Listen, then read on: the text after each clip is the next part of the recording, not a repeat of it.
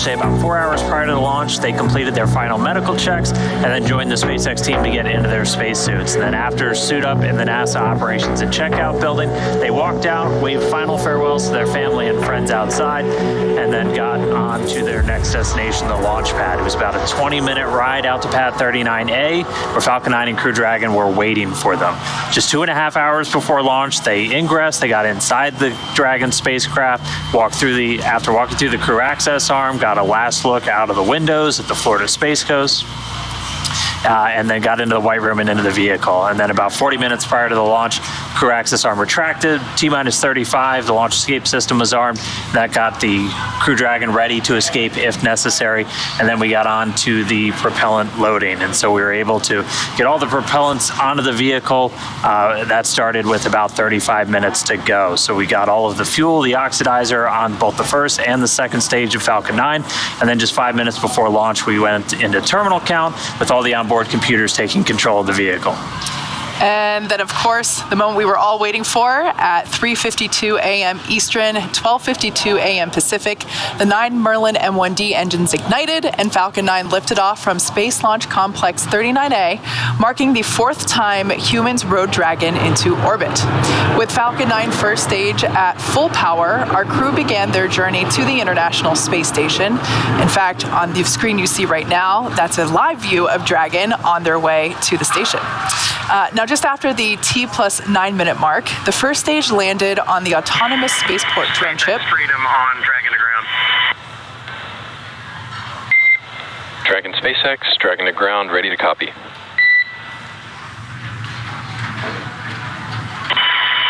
we just wanted to give you guys a heads up that during the PAO event, the light on the front of the and so we weren't sure if it was still transmitting or not, but it sounds like you were still getting it from your end, but we wanted to let you know that that light did extinguish. Okay, copy all. Your voice call dropped out. Want to clarify that the light on the floater cam dropped out during the media event. Yeah, that's a good read back. About halfway through the event, we noticed the light was not illuminated, but I think you guys were still receiving video. That's a good intuition. We had video the whole time and expected the light to go out. Not necessarily at that time, but expected it to go out, so all good. Okay, sounds good. Just want to make sure you're aware. Thanks.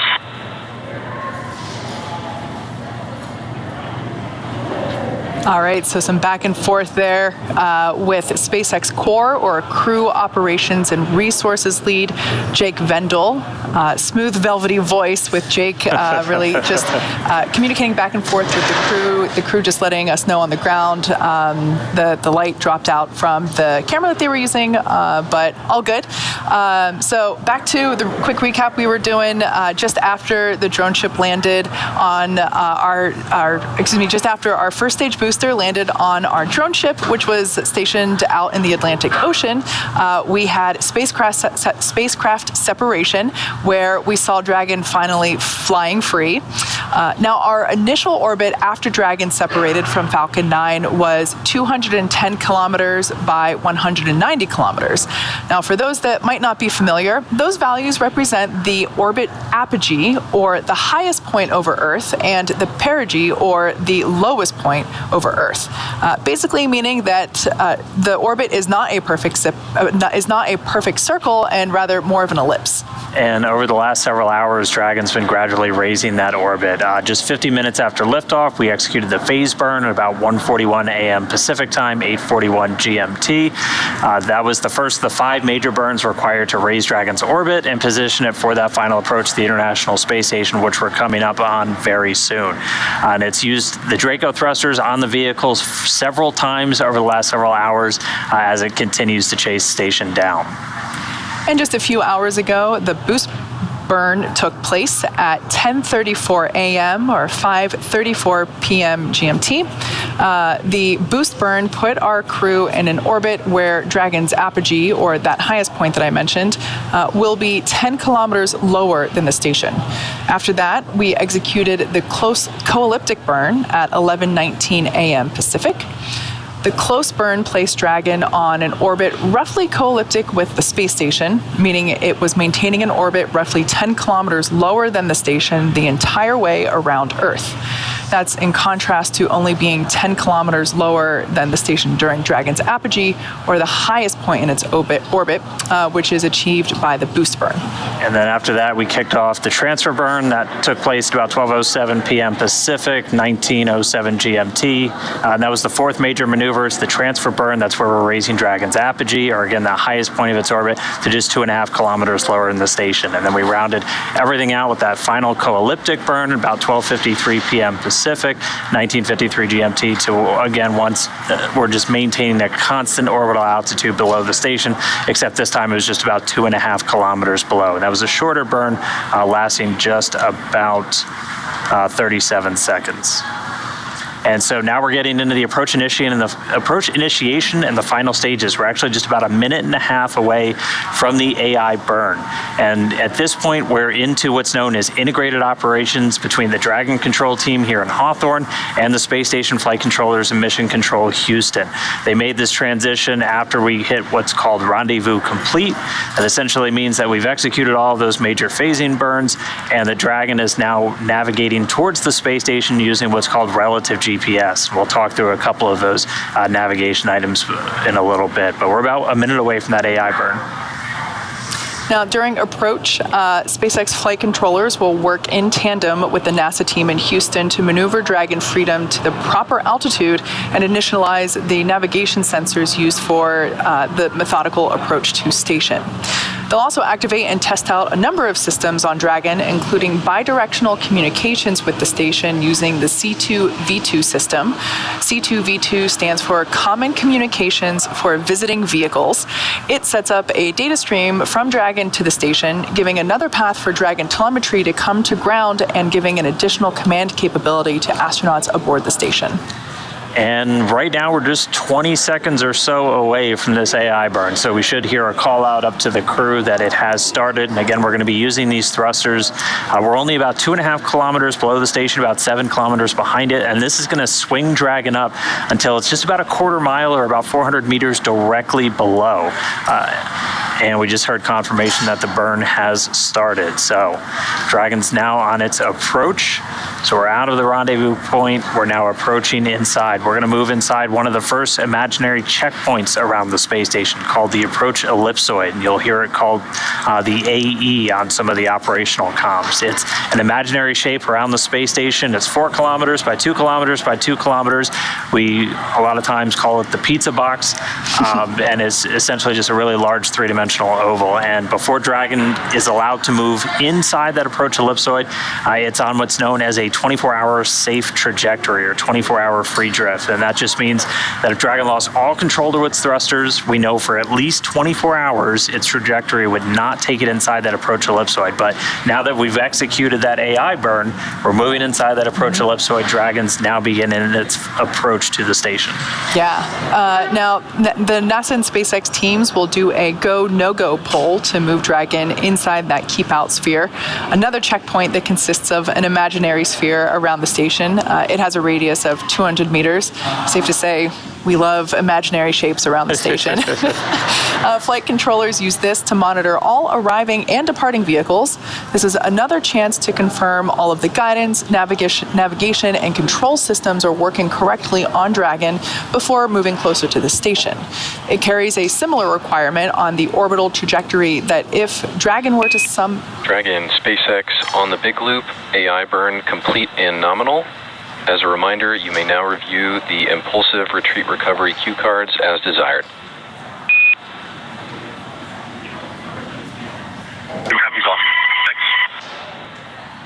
All right, good news there. The live view of Dragon getting closer and closer to the International Space Station carrying the Crew-4 crew.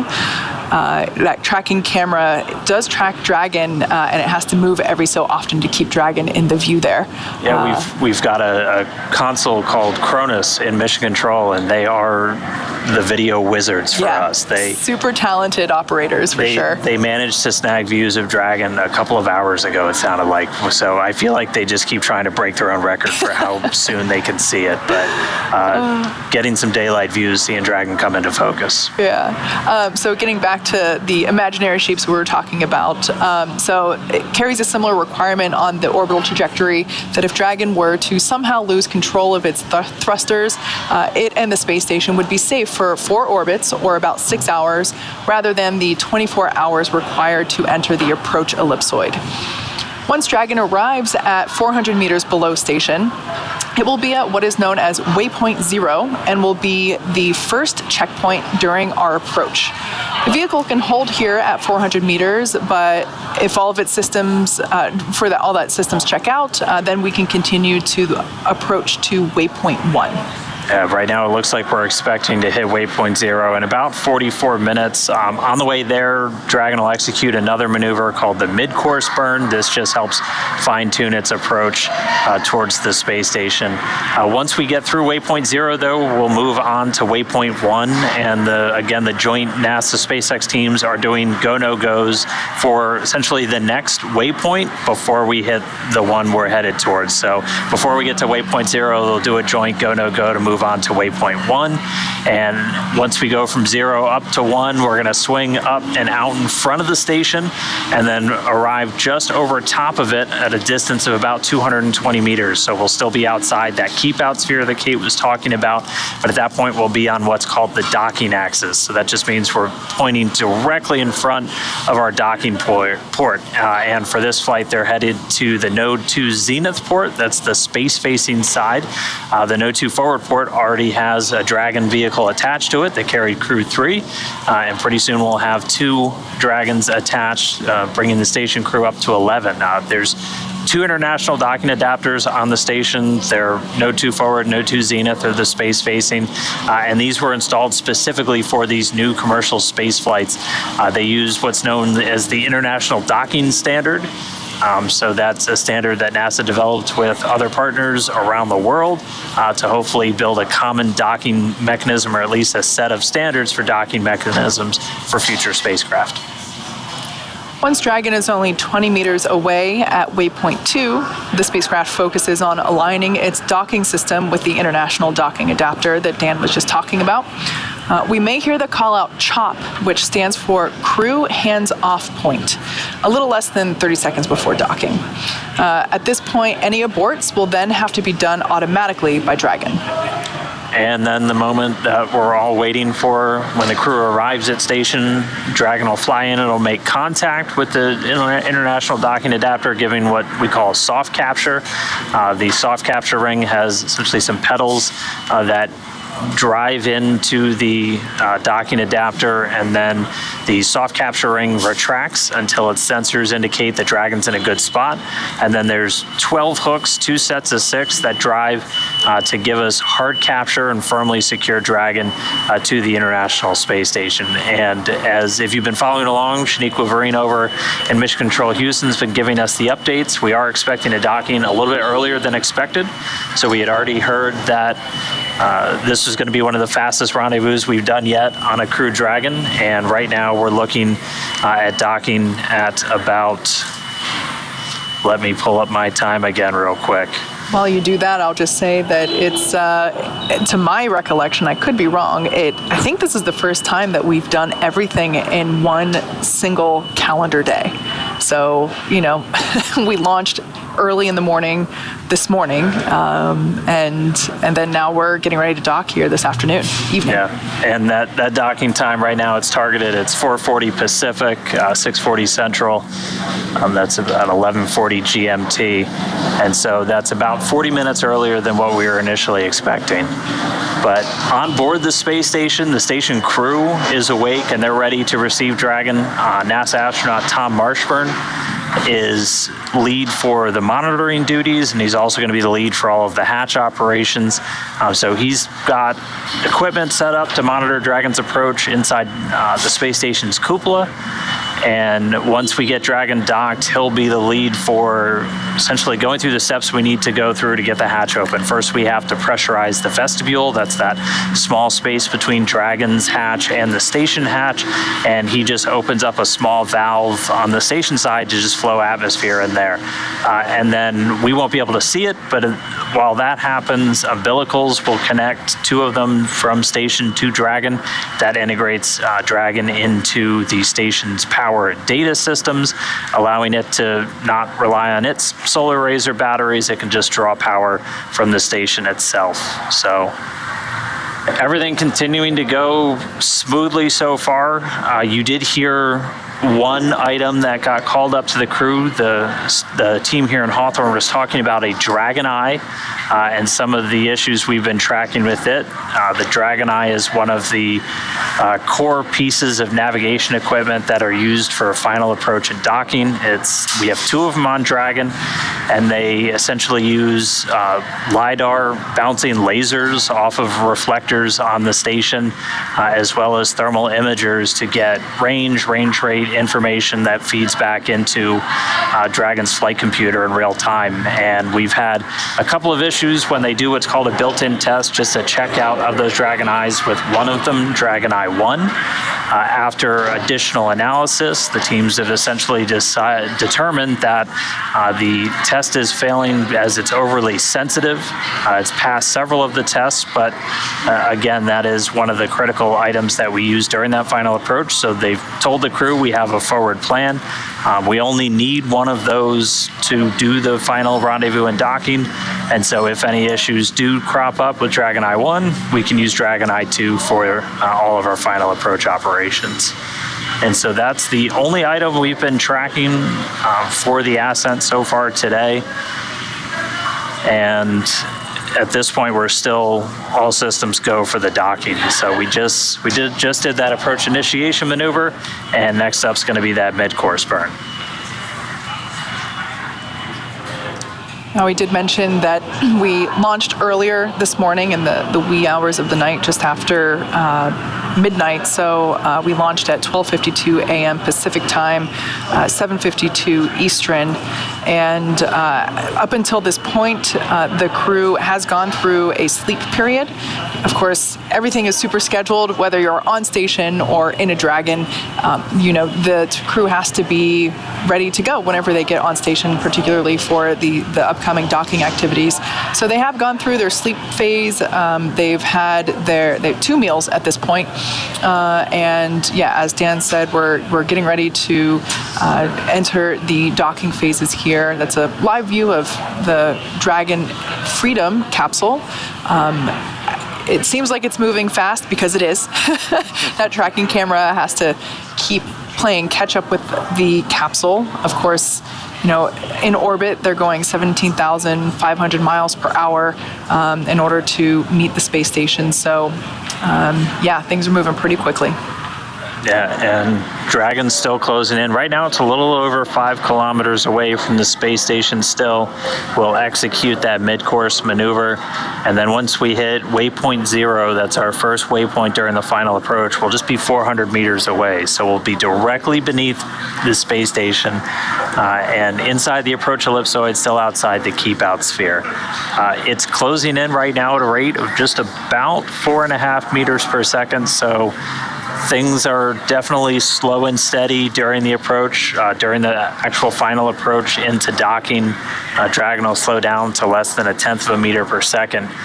And then all of this is being done automatically. Dragon's flight computers have been in control of this mission essentially since liftoff. And it's been constantly recalculating all of the different burn times on the way uphill, and then feeding its own basically planning systems to calculate how long the next burn will be, what time that's going to happen. And thanks to a pretty efficient flight uphill today, we're going to be able to dock early.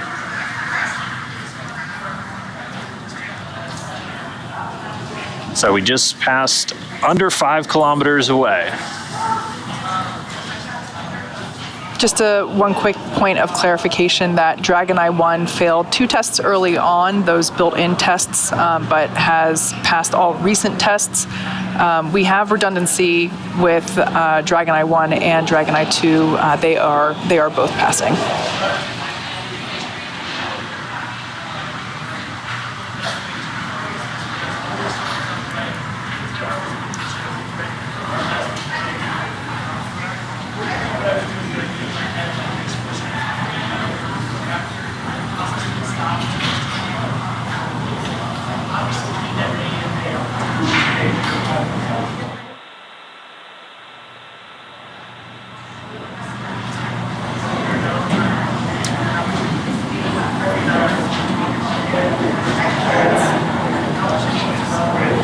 So at this moment, we're coming up on that mid-course burn. That'll be in a little over 13 minutes from now. Dragon uses the Draco thrusters to execute all of these maneuvers. There's 16 of those on the Dragon spacecraft. There's 12 clustered around what we call the service section. That's just the lower part of the capsule, not on the trunk, but still integrated into the capsule. And there's 4 clusters of 3 around the service section. And then there's also what we call the forward bulkhead thrusters. And those are 4 that are hidden by the nose cone during ascent, but once we get that open, they're unveiled. And the ones in the forward bulkhead do a lot of the pushing maneuvers. So when we're doing those long burns to raise our orbit up, that's being handled by those forward bulkhead thrusters. And then the ones around the service section are doing a lot of your attitude control and what we call translational moves. So moving side to side, up, down. And depending on the lighting conditions, usually during the final approach, when you start to see the plumes shooting out of Dragon, it's going from those service section Dracos. And each one of those provides about 90 pounds force of thrust. So definitely not in the neighborhood of what you see on a Falcon 9 or even the Super Dracos, but that is more than enough to do your orbital maneuvers in while you're in the vacuum. This is a pretty solar flex solar array on the Cygnus cargo craft. That's one of the U.S. commercial cargo craft currently berthed to the space station. And then just behind that, I have to look at my charts, but that's either a Soyuz or a Russian Progress. I believe that's a Soyuz dock to the... And SpaceX Freedom on Dragon to ground. SpaceX, ready to copy.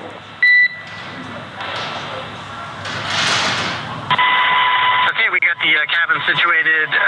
We've got 4 suited crew members and good intercom checks. Okay, copy all. Completion of suit donning. We on the ground are ready for suit leak checks, so you are go for 4.011. At this time, we are also looking for a go to bring cameras back on board.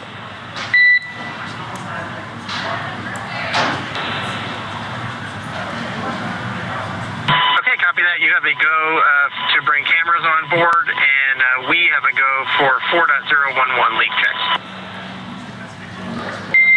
Good readback.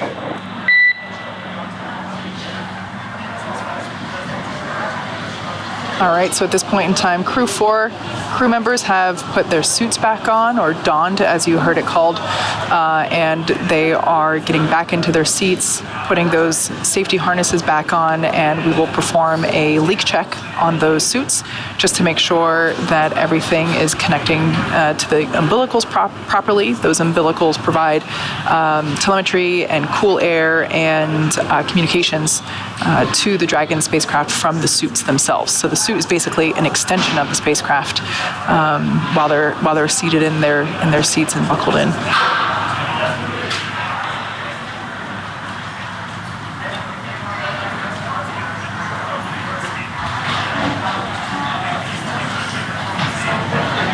All right, so we are just under 10 minutes away from that mid-course burn. That's just, again, that's a very small maneuver done as Dragon moves from the start of its approach initiation up to waypoint 0. So that'll be just a quick firing, and then after that we'll be about 20 minutes away from the arrival at our first waypoint. That'll place Dragon just about 400 meters directly below the space station.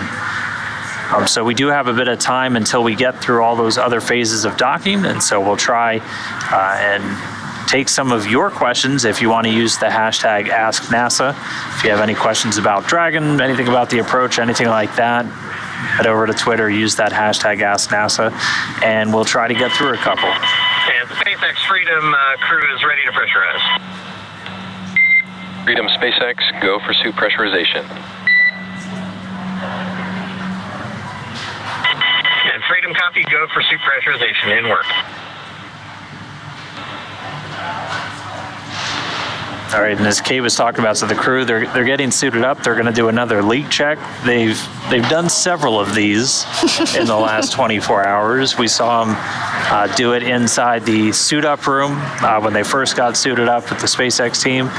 Did it again after they climbed into Dragon while we were still on the pad before we got into ascent, and now they're going to do them again as they're going to be in these suits for all of the rendezvous and docking, and then once we dock, they'll be able to get out. Yeah, and that doesn't even count, the dry dress rehearsal that we did.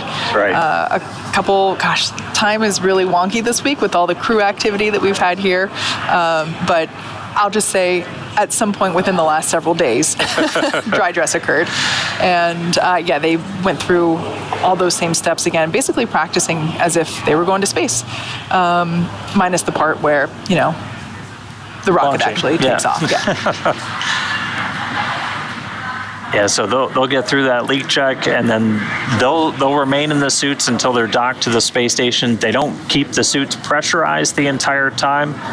They'll seal them up, have visors down for the leak check, and then they'll essentially get into their quiescent configuration where the crew can essentially open up a zipper, leave the suit unsealed, and they'll just be flowing conditioned or cooled cabin air through the suits just to keep them cool as they're in those seats. We'll only pressurize the suits if they're needed to respond to any kind of off-nominal situation.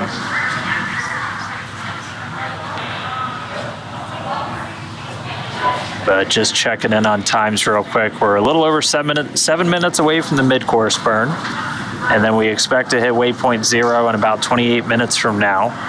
And again, we're just a little under an hour and a half away from our expected docking time, though.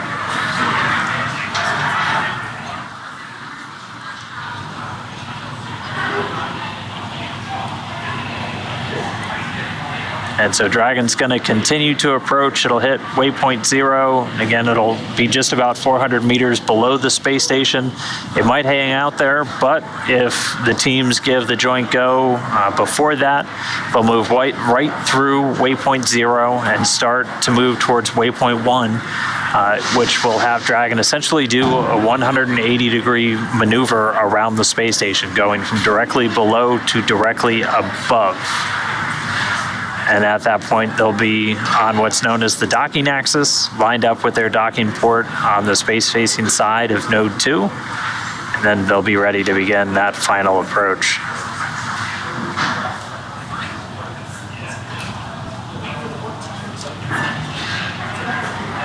But everything continuing to look great.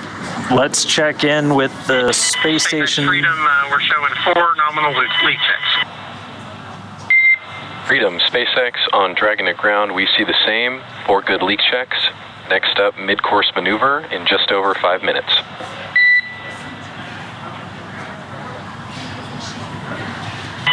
Freedom copy. All right, 4 good suit leak checks reported by the crew, confirmed by the ground, and next up's that mid-course maneuver in just under 5.5 minutes. So let's jump over to Shaniqua Vereen, who's standing by with the teams in Mission Control Houston, leading our joint operations for today. Over to you, Shaniqua. Thanks, Dan, and welcome back to Mission Control Houston at NASA's Johnson Space Center. We're currently being led by Flight Director Adi Boulos, and to his right is Capcom Alex Kanalinkos. Currently, we're monitoring the ISS, and crew is awake and preparing for Crew Dragon's arrival.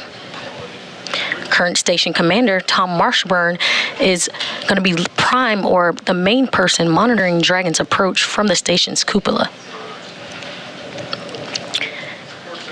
He will be using and setting up special software to track Dragon's approach and making sure it stays in the expected zones.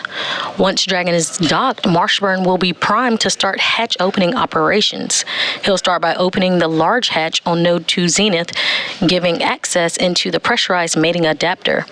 The crew will then have to pressurize the vestibule, which is that small space between the hatches on the Dragon and the space station. This was exposed to vacuum prior to docking, so the crew will need to fill it with air and make sure it's pressurized to nearly equal the atmospheric pressure on Dragon and the station. Marshburn will use a small valve on the station's hatch to solely introduce air into the station's vestibule. Flight controllers here in Houston will monitor and verify the pressure readings here to make sure that everything is leak-free before we get ready to open those hatches. Again, everything looking good over here on Mission Control Houston, and we're still on our way and ready for Crew-4's arrival.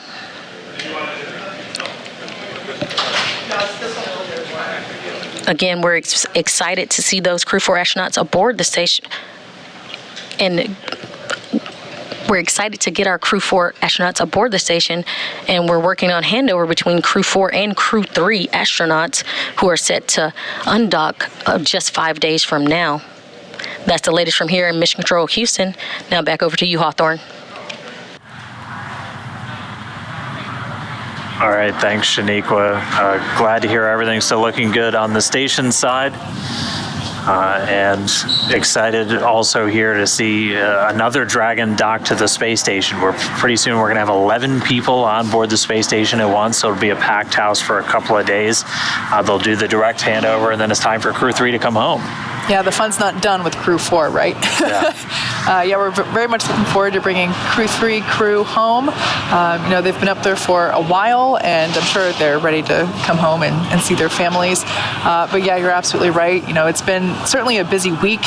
We had the Axiom 1 crew return from station earlier this week, and then of course liftoff and hopefully soon docking for the Crew-4 crew. And yeah, wrapping up a dynamic week of astronaut missions here at SpaceX. Yeah, and as was talked a little bit earlier, I guess it was still this morning, we're looking at about May 4th for that Crew-3 departure, which will set them up for a splashdown on May 5th.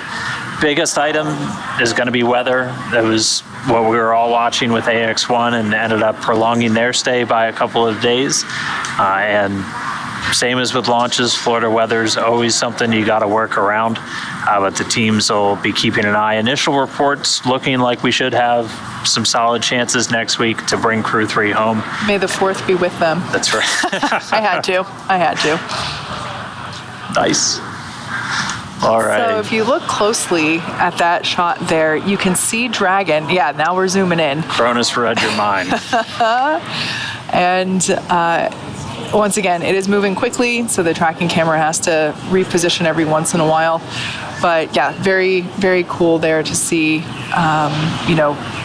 The reality is that we have a couple of hours to go before we complete docking. We're targeting a docking completion around 4:45 here Pacific, so around 4:45-ish time-wise. So got a little ways to go, about a little over an hour. But the point being is that Dragon is getting closer and closer, so the tracking cameras are able to keep zooming back and give us that perspective shot. Yeah, right now Dragon about 1,800 meters away and still closing in, and we should be coming up on that mid-course burn in about 20 seconds. This will be a real short firing, just typically a couple of seconds on those Draco thrusters to just really fine-tune that approach up until we hit waypoint 0. You can contrast that with the approach burn, which broke Dragon out of that co-elliptic orbit with the station and started to swing it up. At that point, we were still about 7.5 kilometers behind the space station, and that was about a 90-second thruster firing. And so this will just be a real quick one. We should be hearing that call out any moment now.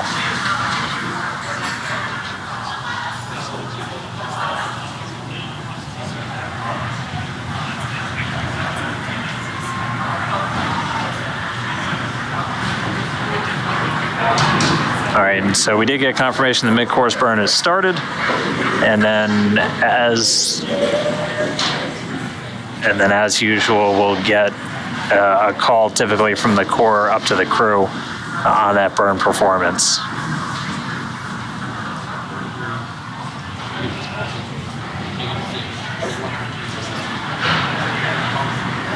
Once again, this burn is done about halfway from our starting point of approach initiation to Waypoint 0. Just a small burn to fine-tune our approach while, to ensure that we're still targeting a precise 400 meters directly below the station.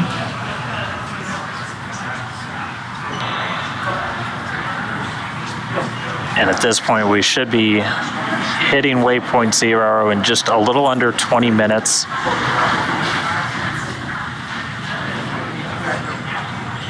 Again, Dragon still navigating autonomously and should be hearing a call out. Dragon, SpaceX on the big loop. Mid-course correction maneuver complete and nominal. Trajectory converged on Waypoint 0.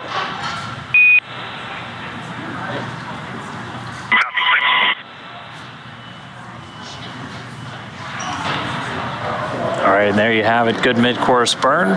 Just a little over 19 minutes and change away from our arrival at Waypoint 0. One other item of note as we were talking about it, those Dragon Eyes did get another quick checkout shortly after that mid-course burn started. Teams confirmed both Dragon Eyes working as expected. They had both passed several of those tests previously. We did have a couple of failures on Dragon Eye 1, but again, teams thoroughly understood it. We had the redundancy built in. We just did another test, and both of those Dragon Eyes are checked out and ready for use. We only need one of them for the final approach and docking, so we've got plenty of redundancy for this final approach at this point. There's our first live view of inside Dragon Freedom with the Crew-4 crew. This is our first live view since we left them earlier for that media event. They are now, as you can see, in their spacesuits with their visors up. They are in their seats, buckled in.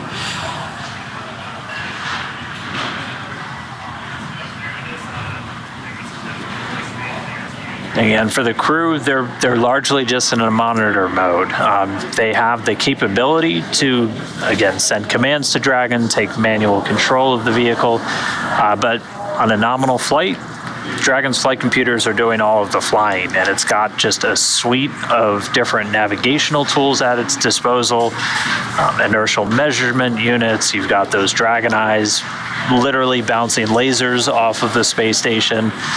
Since we ended the rendezvous mode, we're navigating with what's called relative GPS, so a global positioning system. You've got antennas on the space station, receivers on Dragon that are talking to each other, and we've got that C2V2 set up as well that Kate was discussing, and that's allowing us to send data, video, communications directly between the Dragon, the space station, and the ground, and you're going to hear what's called the big loop discussed a lot. Up until this point, the core here in Hawthorne's been talking to the Dragon crew on Dragon to ground. That's that direct communication line.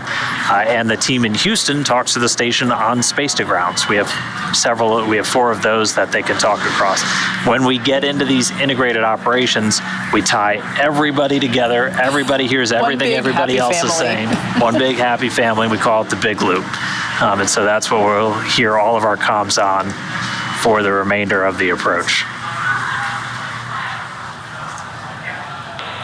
So that view there on the right-hand side, that camera is positioned between our commander and our pilot. So Commander Kjell Lindgren is on the left-hand side, and pilot Bob Hines is on the right-hand side.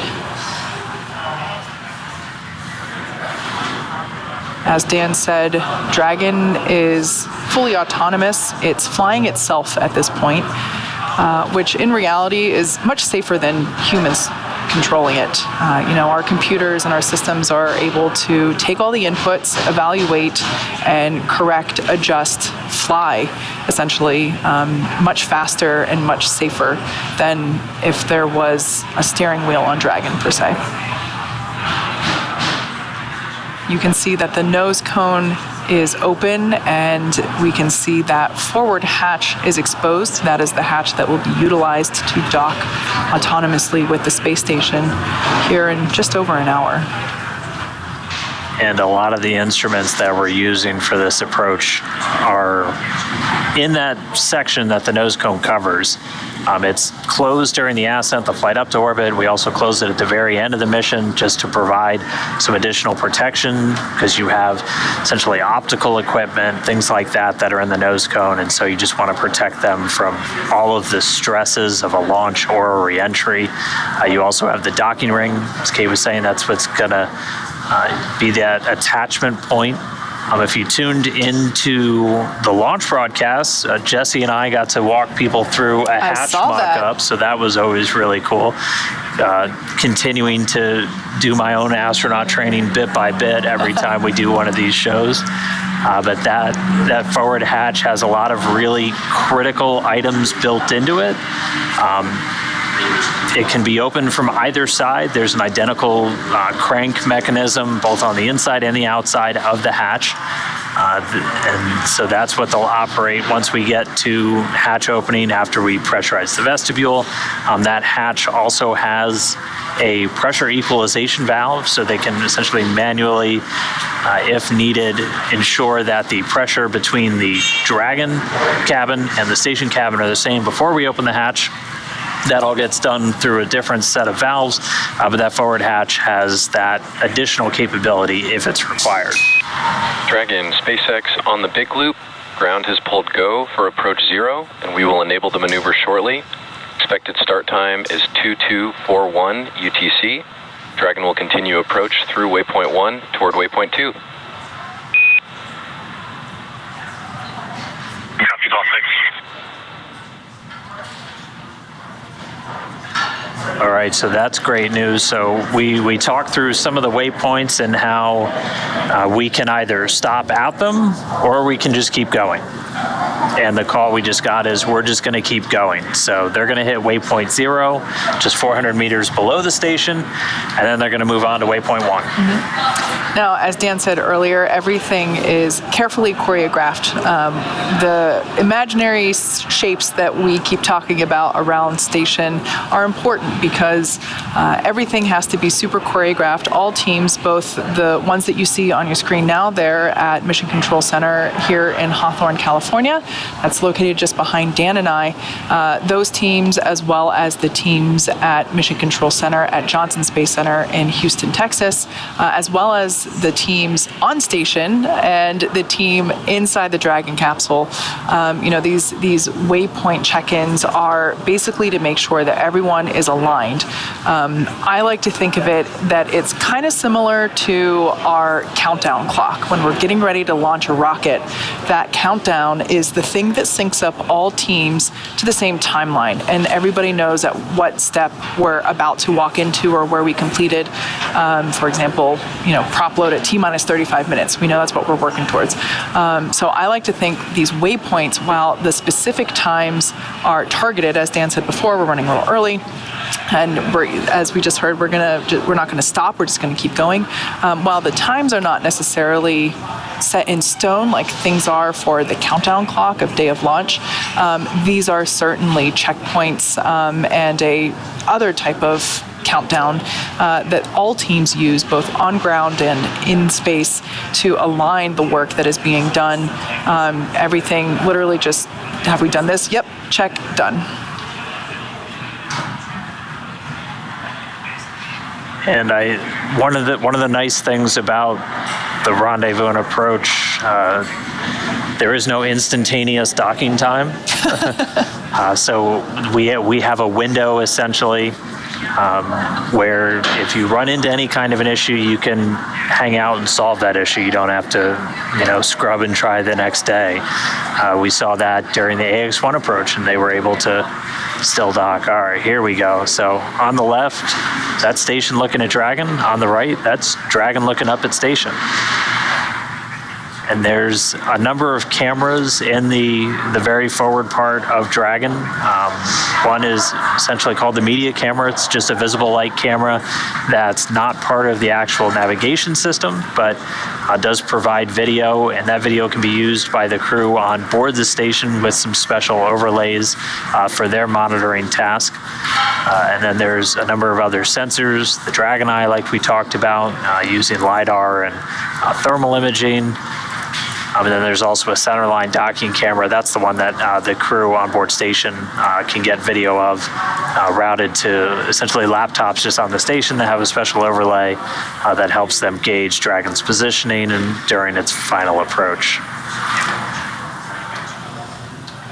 And there's the space station. And we're coming up just directly underneath it. So you're looking up at station essentially from Dragon, and that's just outer space directly behind us. And Dragon's going to continue to fly straight up at this point for about 10 more minutes until we hit Waypoint 0. We're just about 640 meters now away from the station. And as I said earlier, its speeds are going to start to slow down more and more. We're actually closing at less than a meter per second right now. So it's, again, just very slow, methodical approach as Dragon makes its way upward.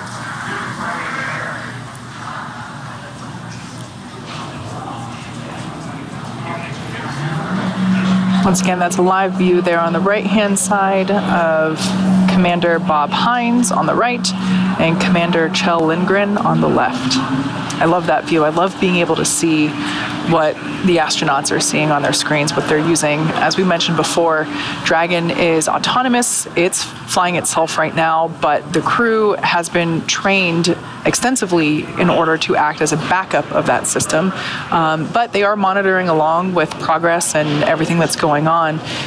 One of those screens actually has a visualization of the Dragon capsule and shows which thruster is ignited at any point in time. So there, that is the top of Dragon that we're seeing. In between the red and the green lights, there's a center light. That is actually light coming from the interior of the Dragon capsule.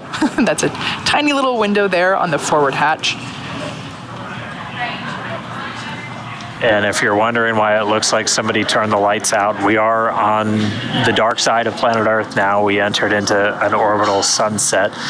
Station and Dragon right now are orbiting just a little over 430 kilometers, so about 260 statute miles over the southern Atlantic Ocean. They just swung out over the very southern part of South America and are about to swing up to the northeast and pass right over Central Africa. So it's dark right now. But again, Dragon has sensors able to work in light and dark. The visible cameras, you can use thermal imaging, so they're going to work regardless of your lighting conditions. And we're going to continue to be in sunset or in darkness essentially for about 30 more minutes. We should see that sunrise hit them at about 4:05 Pacific. Just about 30 minutes before our anticipated docking time. As we've said before, we are taking your questions from social media. Be sure to tweet at us using the hashtag AskNASA. We do have one question. Dan, I'm going to pitch this one to you. All right. This comes to us from @Kristen Bragg. What will the astronauts be working on in the space station on this mission, and how many days will they be on the space station? Well, they'll be working on a lot of different things. There's no mission is ever the exact same as the one before it. And everyone is just packed with a diverse number of activities. Primarily, they're doing a lot of research. So we have research in multiple disciplines, everything from developing medicines, health technologies, things for just us back down here on Earth. A lot of that coming through the International Space Station National Lab. So about 50% of all of the research that we have on the U.S. allocation goes to academia, to companies that want to do do research in microgravity. And all of that is focused on benefiting us back here on Earth.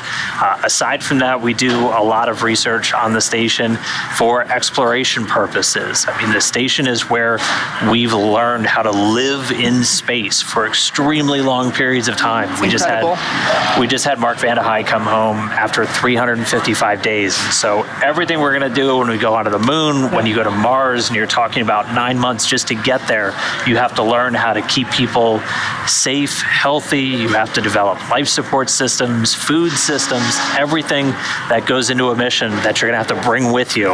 And you don't want to test it the first time you're on your way to Mars. You want to test it while you're actually close to home still. And we do that all on board the space station. And then as far as how long they'll stay, we don't have an exact day count.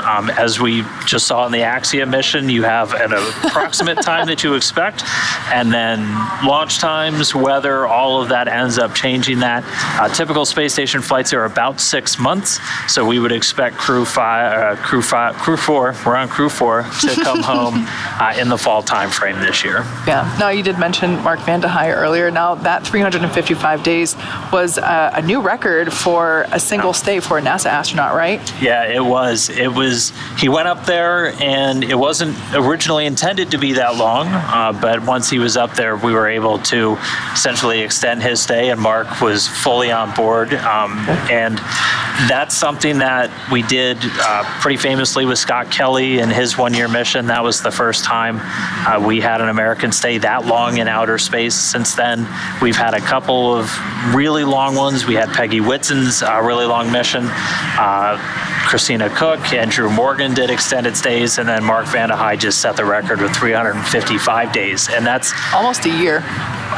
Almost a year in outer space. And we know a tremendous amount about what happens to humans when they spend about 6 months in space. We don't necessarily know as much when you're pushing that out to 8 months, 9 months, a year. And that's something, like I said, when we go to Mars, you're looking at about 9 months one way. And so you really have to have a good handle on what else does the human body do when it's in microgravity that long, and how can we keep our people healthy. Yeah, it's pretty incredible to be able to facilitate that exploration and that learning through these operational crew missions, these long duration missions to the International Space Station. Now, we are, for those of you that have just joined us, the crew launched earlier today, just after midnight here, and just after midnight for those of us here on the West Coast. Yep. And the crew is now in the Dragon capsule that you see on your screen. They are in their seats, buckled in, connected to their seats themselves, in their spacesuits. They have not closed the visors for pressurization. We did do the pressurization for the leak check earlier, got a good leak check, and that was really the beginning of this approach that we are currently undergoing. We are expecting to make contact with the space station around 4:30-ish Pacific time, so that is just under an hour from now. We might be running a little bit early because, as Dan mentioned before, we heard the call out that we're just going to cruise right on through Waypoint 0 and possibly Waypoint 1. So we are underway with that now. Yep, and we're just about 2 minutes away from Waypoint 0, so that'll be our first waypoint in the approach, and we'll be just 400 meters below station. And I don't know if we can slip it in, but I did see we got another social question. This is one that comes up a lot. What are the red and the green lights? Why does it look like it's Christmas in space right now? And those are just lights to help tell the observers on the station and those on the ground which side of Dragon. Those just essentially signify which side's port, which side's starboard for the Dragon spacecraft. And that's done so when we're in darkness, you just have better spatial awareness of what part of Dragon you're looking at. For sure. Also important to note, other vessels do the same thing. Airplanes also utilize red and green lights to indicate, which is port and which is starboard, as well as ships.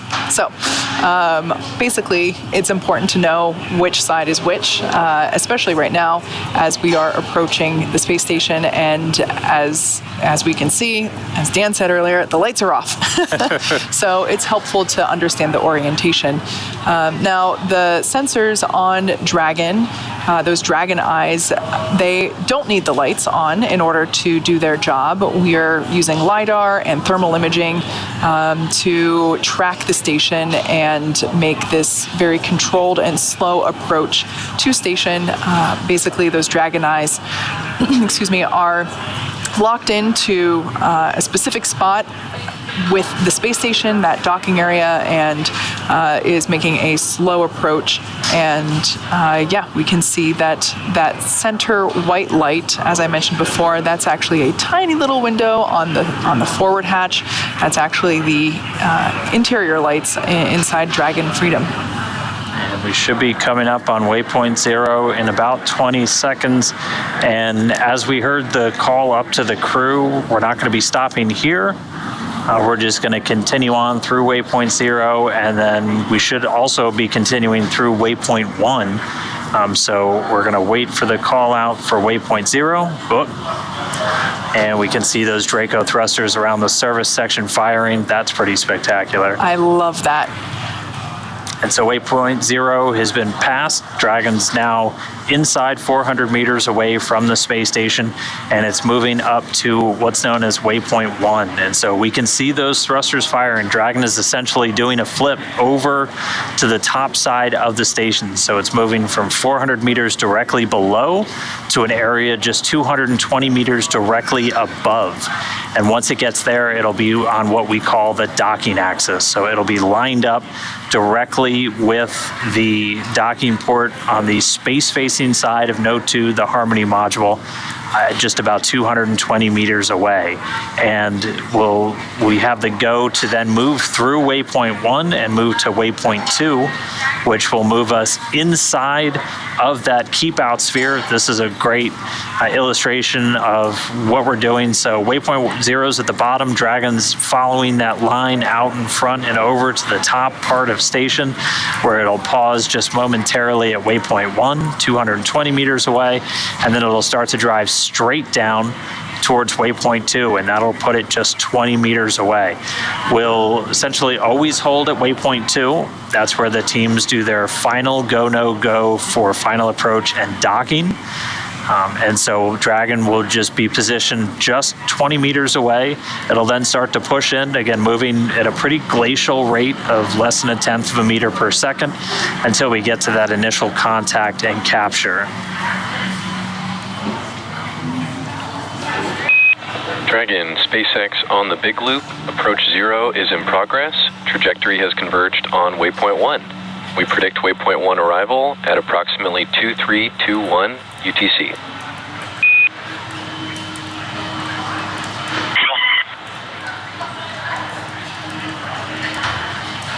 So the call up to the crew, letting them know we've moved through Waypoint 0, trajectories converged, so we're locked on to Waypoint 1, that space, or that point just 220 meters directly above the space station. We expect to be there in about 37.5 minutes. So we'll continue to see Dragon just slowly make its way, again, out in front of the station and then flying up directly overhead. Dan, you mentioned earlier that we're going to be in the dark for a while. Do you know how much time we have left? I'm asking selfishly because I really want to see those thrusters fire again in the dark. That was such an awesome view to be able to see those Draco thrusters as they were powering through Waypoint 0. Yeah, we've got about 22 minutes left in the dark, so we'll be in an orbital daytime by the time we hit Waypoint 0. We should see a couple more thruster firings as it makes it, as again, we're kind of doing a loop. We're staying outside the keep out sphere and swinging up and around in front. And this is the view from Dragon looking at the space station. You could see several of the large radiators on the space station, and now we're back inside with the crew.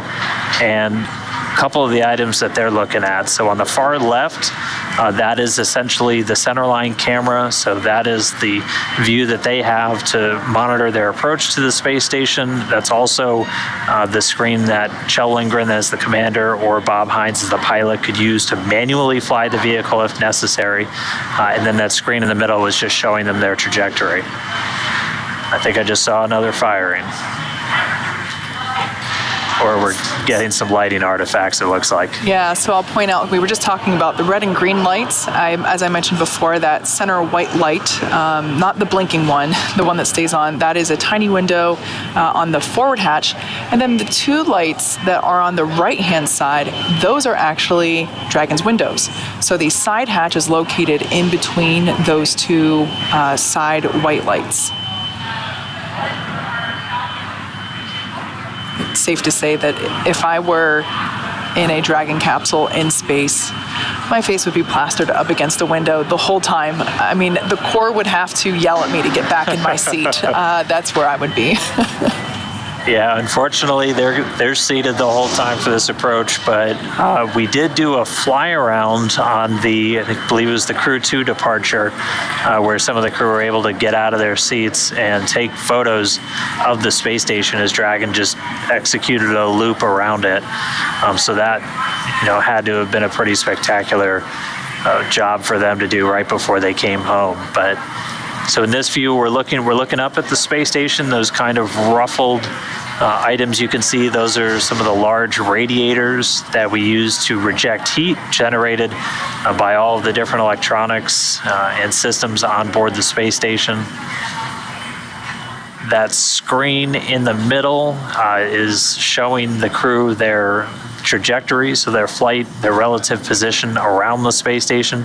The station itself is in the center of that kind of cross in the top right of that screen, and then you can see the circle around it. That's just indicative of the keep out sphere, and then you'll see that triangle part. That is what's called the approach corridor, and that's just essentially the imaginary shape that they're wanting to stay in during that final approach. And they're able to monitor that on Dragon. They're able to monitor that down here on the ground in MCCX. And Tom Marshburn and the crew on board the station have that essentially that same overlay and able to track from on board the space station. Now this is a cool juxtaposition of views because they're looking at each other right now. So on the left, of course, is that Dragon capsule as it keeps moving, and on the right-hand side was the station. So that view of station is coming from that point on Dragon that we can see.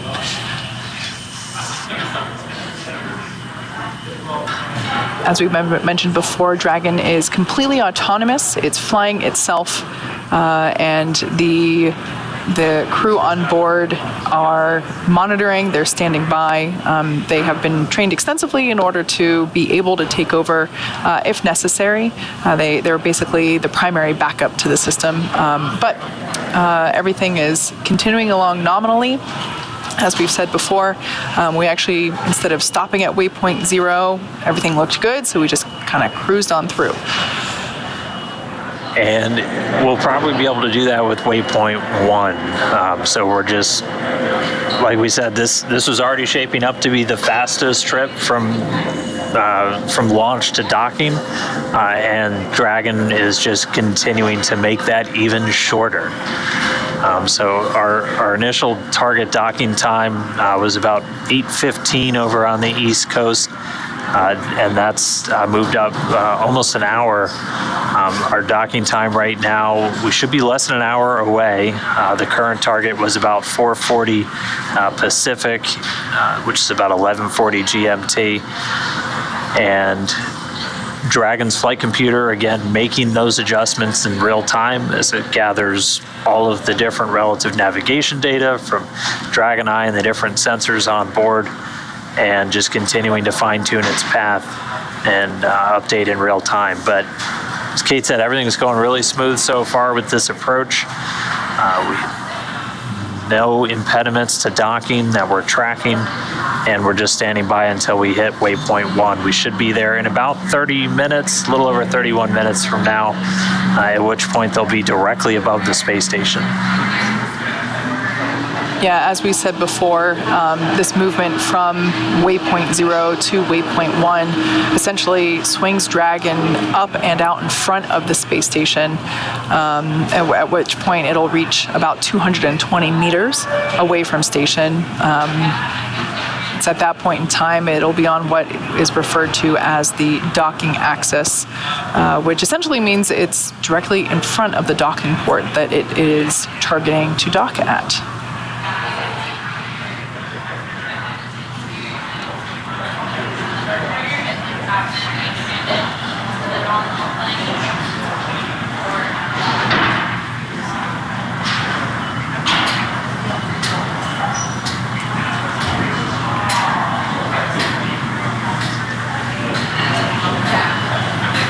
And as we said, once Dragon docks, it's going to be a pretty full house on station for a little less than a week. We'll have 2 Dragon vehicles docked, the one that's now delivering Crew-4 and the one that delivered Crew-3 back in November of last year. So both of our international docking ports will be taken up. We've got 1 Soyuz spacecraft that's currently docked to the Russian node module, along with 2 uncrewed Progress and that Cygnus that we saw that's currently berthed.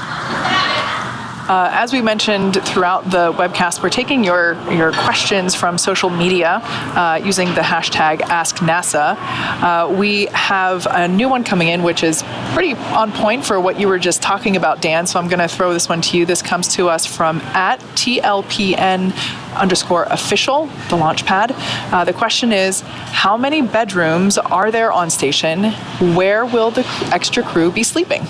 Yeah, right now we have, let me do the math in my head, we have 7 bedrooms essentially on board the station. We have 2 in the Russian segment, 4 in Node 2, and then 1 in the European, the Columbus, we call it the CASA. I forget what the acronym is, but I feel like that was another one they made up the acronym and then filled it in. So we've only got 7, and they're called crew quarters. They're essentially the size of a small closet, and that's your private space to yourself when you're living on board the space station. And so we're going to have 11 people on board for a short time, and so we do what we call camp out positions, where they just set up temporary sleep areas where you can basically affix your sleeping bag to the wall. Right, because there's microgravity, right? So it's not like you have to lay out a bed or anything. You sleep just on the wall, floor. Yeah. Everything's a bed, essentially.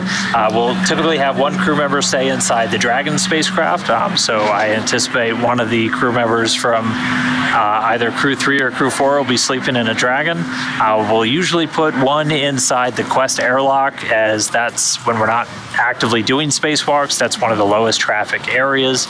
And then we'll just typically find another space either in the Japanese module, Kibo, or also inside Columbus, where we can have them set up shop for a couple of days. It's pretty intriguing to see how space is rearranged, flexed depending on the number of visitors. And I always love seeing photos from the lucky individuals that get to sleep inside Dragon, because again, microgravity, inside the capsule, it is a little congested in terms of you have the seats there, but you can actually remove the foot bar, so like the footrest itself, and it creates a lot of extra space. And you just Velcro yourself to something, and you're comfortable. Again, we've got another one. I like this question. So this one came in from Jordan T. Wanted to know, what's the usual cabin temp and pressure for Dragon and the space station? And so cabin temp's adjustable based off the crew preference. We actually, a little while after launch, we heard, and it's unusual because the crew can't always just adjust the thermostat on their own, either on Dragon or on the space station. It's actually somebody on the ground who has to control that for station. It's our Ethos console that oversees all of our life support, and it's one of our CIS positions in Hawthorne. But they'll keep it usually in around the CIS 70s. being system, correct? Yeah, yep. Usually in the 70s. Again, it's total crew preference. but they can control the temperature and the relative humidity on board. In terms of pressure, it's right at around where we are at sea level, so about 14.7 psi. It's usually a little bit less than that, but we keep it at that pressure just so you're not in a drastically different pressure when you're on station than when you are here on Earth. And so we can maintain that pressurized environment. It might be off by a little bit, like a couple of decimal points of psi between the two spacecraft after they dock, and that's why we do that equalization. So by the time we open up the hatch, pressure is essentially the same on either side. Hatch just comes right open, and you don't have to fight against any extra air pressure or anything like that. Yeah. Now, another form of temperature control that we utilize is actually in the spacesuits themselves. So while the astronauts are in their suits and they have their umbilicals plugged into their seats inside Dragon, we actually flow a little bit of nitrox, or nitrogen oxygen, which is an air mixture, same as what you use whenever you go scuba diving. And so totally fine to breathe, and it's also what is flowed through the suit whenever their visor is closed and in that locked position during dynamic events inside the capsule. But that cool air is essentially flowing through the suit at all times. So while the cabin temperature is adjustable, so is the temperature inside the suit, which I could imagine that going to space would be pretty exciting. Sweat might happen, and having that cooler air flowing through the suit helps keep everybody comfortable and not smelly. Yeah. All right, we'll get video back in a little bit. We're still about 25 minutes away from Waypoint 1. We've got another question. This from Matt Lou Angeles. Do the sleeping quarters have windows? Great question. Unfortunately, no for most of them. The Dragon ones do. Yeah. The Dragon does. This Dragon's got those windows, so when you're staying in Dragon, you've got a window to look out. And then our sleeping quarters in the Russian segment have a window, but all the ones in the U.S. side, unfortunately, do not. I could imagine that could be a little bit harder to sleep with, because again, you're traveling at about 17,000 miles an hour. You're seeing sunrises and sunsets, so unless you've got some really heavy blackout curtains, you're going to get a blast of sunlight every 45 minutes. Yep, but we actually do have, it is a window cover that we put inside the Dragon capsule for that exact reason, so that you're not getting a fake sunrise every 45 minutes. Yeah, we have covers that we put on the windows in order to prevent that sunlight intrusion. All right, and we're back with that video connection. This a view from Dragon looking up at the station. Right now, Dragon just about 450 meters away. Still starting to close in. We're continuing to fly up and around until we hit Waypoint 1. Expected to be there in about 23 minutes. If you look at that center screen, you can see, again, just kind of relative to where the station we are. We're about halfway through this maneuver. So we're going to continue to swing up. And you can see the two different approach corridors now on that center screen. So center screen, the right side, there's two triangular shapes, one shooting straight up, one shooting straight to the left. And that's what's called the approach corridor. That's just the space that we're looking for Dragon to stay inside during that final approach. And we're going to the zenith port, so the space-facing one.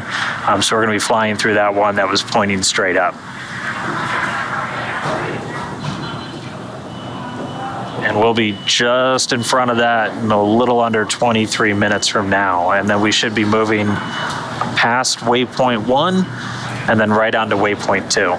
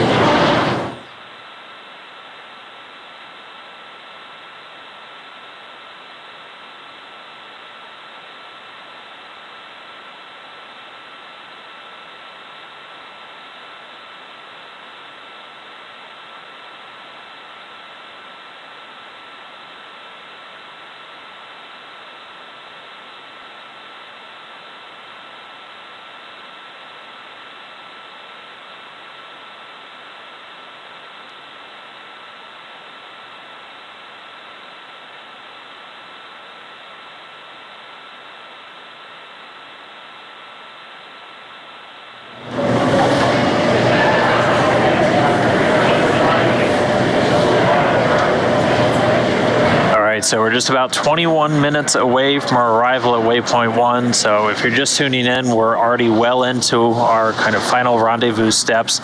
We passed Waypoint 0, which was just 400 meters below the station, and Dragon right now is executing a maneuver that's swinging it out in front and over top until we're directly in front of that docking port on the space-facing side of the Harmony module. So we've got about 20 minutes until we get there. The teams here in Hawthorne monitoring, the crew on board Dragon monitoring, we're looking over their shoulders right now, and the teams out in Mission Control Houston also standing by as we're well into our integrated operations. Let's do a quick check-in with everybody over there. Shaniqua, give us an update. How's the team in Mission Control Houston doing? How's the crew doing as we get through this final approach? Yeah, thanks, Dan. So far this afternoon, the crew on the station is doing good, and so is the flight directors and the flight controllers in Mission Control Houston currently. Crew woke up on station around 3:30 p.m. Central Time after a nap period and began preparations for Crew-4's arrival. This included, as you discussed earlier, some casas or some temporary living quarters for the additional crew members and setting up that special software in the station's cupola to track Dragon's approach and docking. NASA astronaut and current station commander Tom Marshburn will be primed for monitoring and making sure Dragon Freedom stays in the expected zones. Once Dragon is docked, it will join 5 parked vehicles at the International Space Station, including SpaceX Dragon Endurance, which is what brought up Crew-3 astronauts back in November.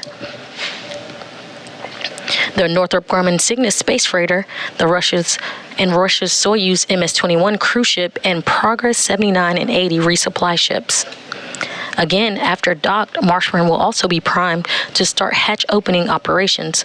He'll start by opening the large hatch on the Node 2 Zenith port, giving him access to the pressurized mating adapter.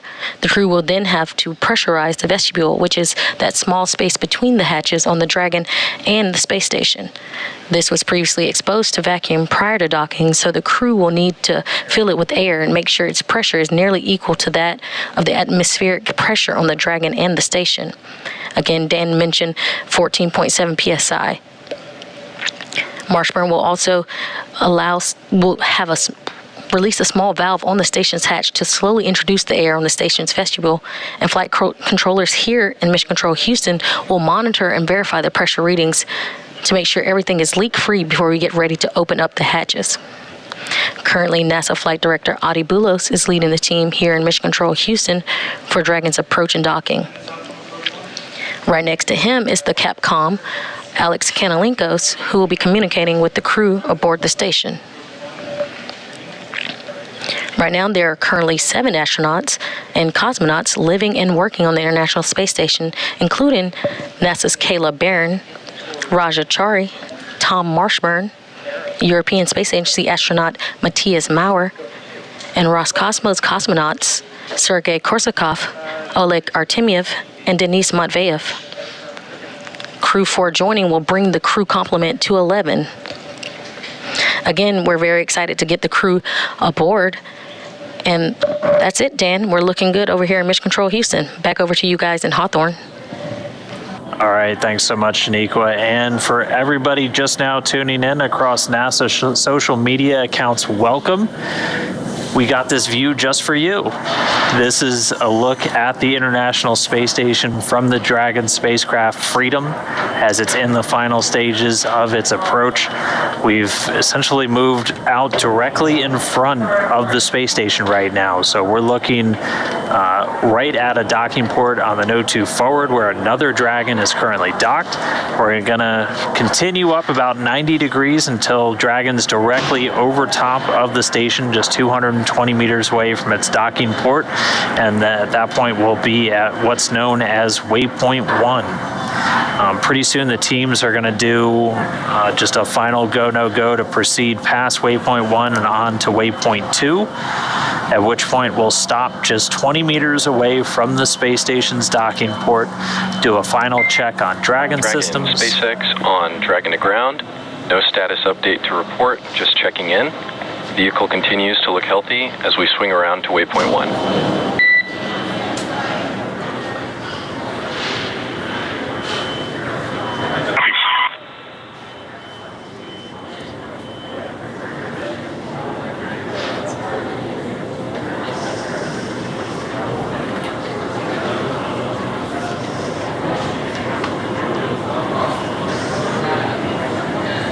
We're getting a look at the core Jake Vendel, who's just over our shoulder here in MCCX.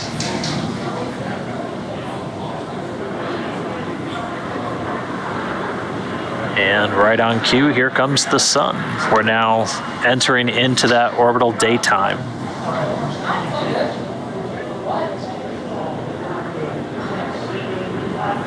If you look closely there, you can see the various Draco thrusters firing. There's a total of 16 of them on board Dragon.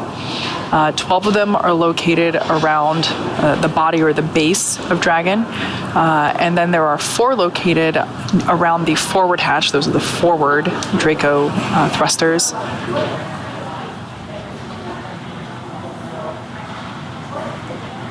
Since Dragon is approaching the space station, whenever you see those forward thrusters fire, it's basically course correcting, almost like slowing Dragon down.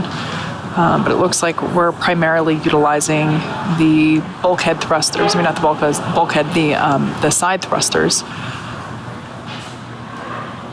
Yeah, we'll be using those service sections because we're doing what's essentially a translational maneuver. So in your orbital mechanics, that's moving side to side, up, down, and then we've used those forward bulkheads for all of our kind of pushing thrusts as we were chasing down the space station. So as we're in this sunrise, lighting conditions are perfect to see some of those thruster firings. You're seeing it as Dragon just autonomously fine-tunes its path right up until we hit Waypoint 1 in a little under 14 minutes from now.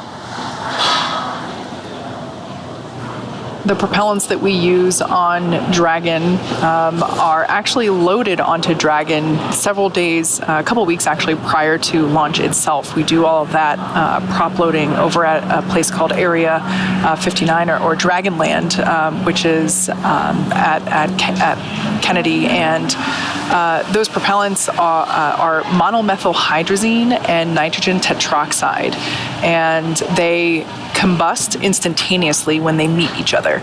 So there's basically, 2 different types of holding tanks for those propellants, and then whenever Dragon quickly flows those propellants into the combustion chamber of the Draco engines, because of their properties, they boom, fire as soon as they touch. This is different than how we make fire on Falcon 9, for example. In that case, with the liquid oxygen and the rocket grade kerosene, the RP1, those 2 propellants do not ignite when they touch. You actually need an ignition source. So for that, we use TTEB. But in space, we don't want to use an ignition source. This version where we use what are called hypergolic fuels, or hypergolic propellants, is safer for space, and it's much faster of a reaction. And as you can see with these tiny bursts from various directions, we need Dragon to be quick. We need those thrusters to they're really more like impulses, more so than just flat out burns. Yeah, those hypergols come with the additional benefit of not requiring what's called cryogenic storage. So as you see Falcon 9 fueled, we're using that ultra densified LOX, and to keep fuels super cold takes a lot of energy, a lot Absolutely. of power. And you can do that when you have an entire ground support system. Maintaining a cryogenic fuel inside a small space like a spacecraft, not really feasible, which is why it's extremely common to see these hypergolic fuels used for onboard thrusters. We use the exact same mix in the European service module for the Orion spacecraft. And in fact, almost the opposite of the Falcon 9 fuels, we actually have heaters that we have on the tanks for those hypergolic fuels, as you can store them much closer to almost a room temperature, which is one of their real draws for use, in addition to the simplicity that Kate talked about, where you don't need that extra ignition source.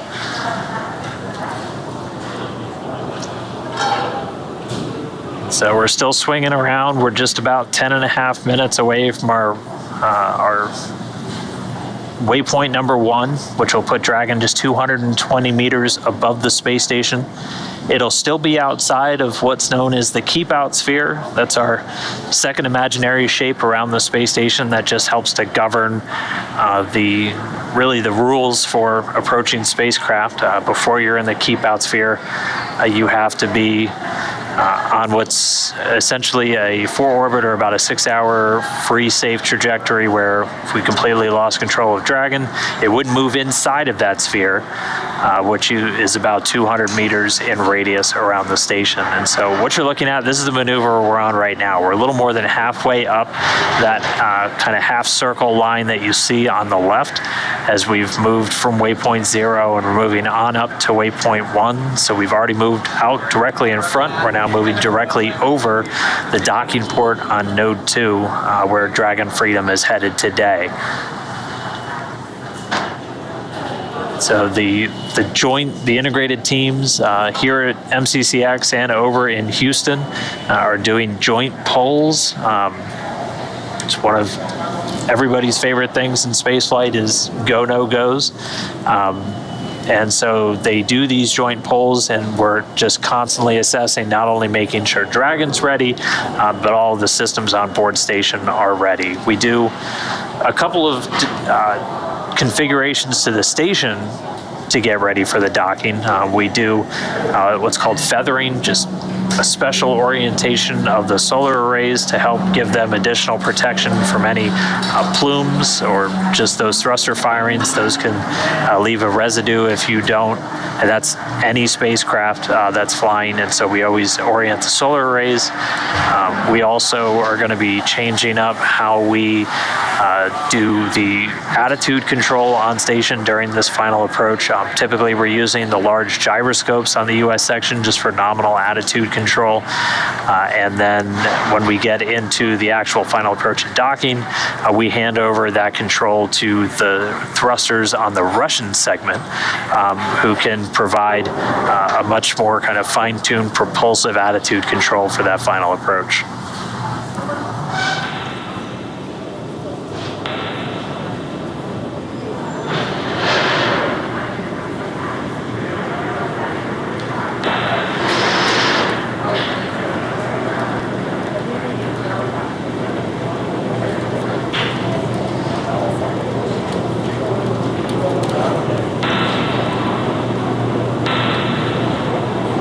Just checking in, we're about 7 minutes 40 seconds away from the arrival at waypoint 1. Dragon at a range of about 320 meters.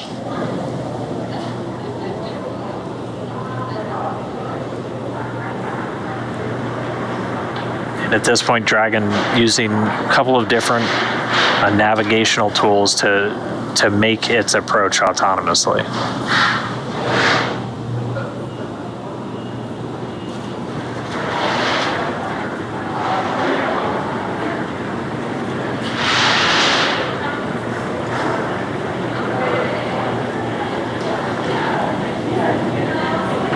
And we're 7 minutes away from waypoint 1. And again, as everything continues to look good on Dragon Freedom, thrusters performing nominally, we've got all the navigational tools that we need for final approach.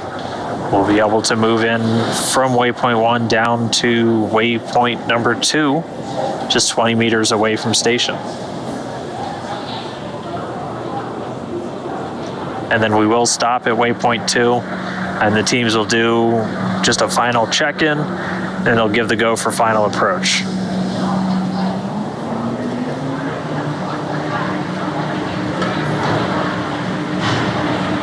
And then after final approach is complete, again, we'll be moving at a pretty slow pace. We'll get that initial contact.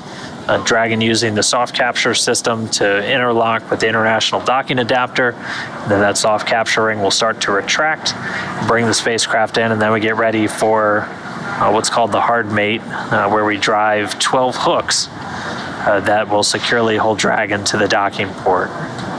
6 of those hooks have actually already been used on this flight. They hold down the docking or the nose cone during the ascent portion. And then those are one of the first real checkouts, or one of the first real operations after Dragon separates from Falcon 9, is to open those hooks and get the nose cone open, revealing all of our navigation tools in those forward bulkhead thrusters.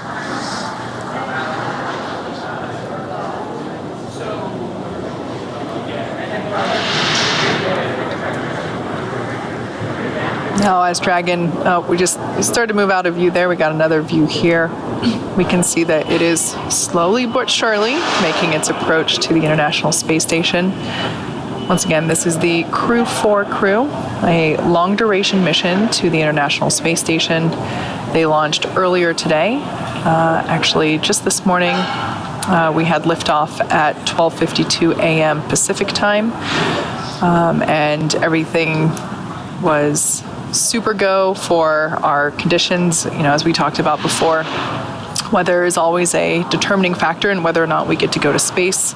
And while weather at the Cape was a little challenging throughout the week, we were able to get the Crew-4 crew out with really gorgeous conditions for a nighttime launch.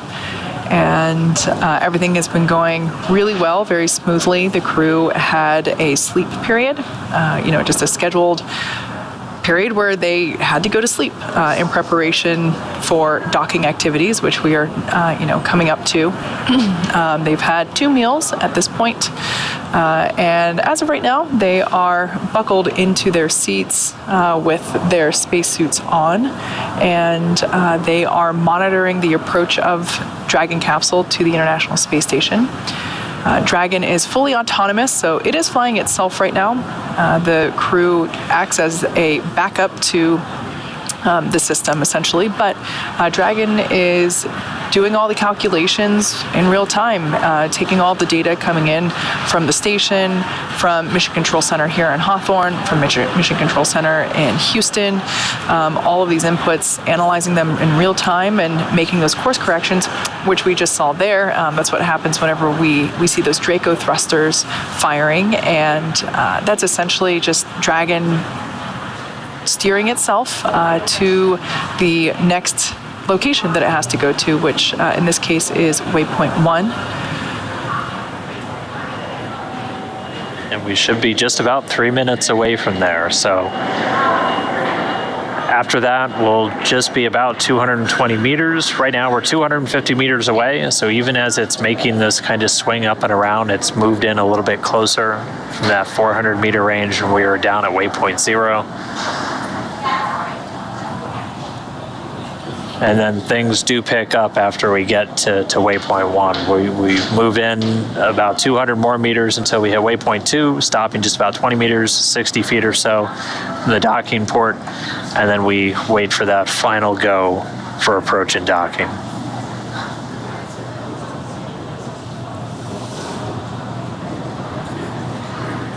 And then after they get docked, there's a flurry of activity that happens both inside Dragon and on the station side.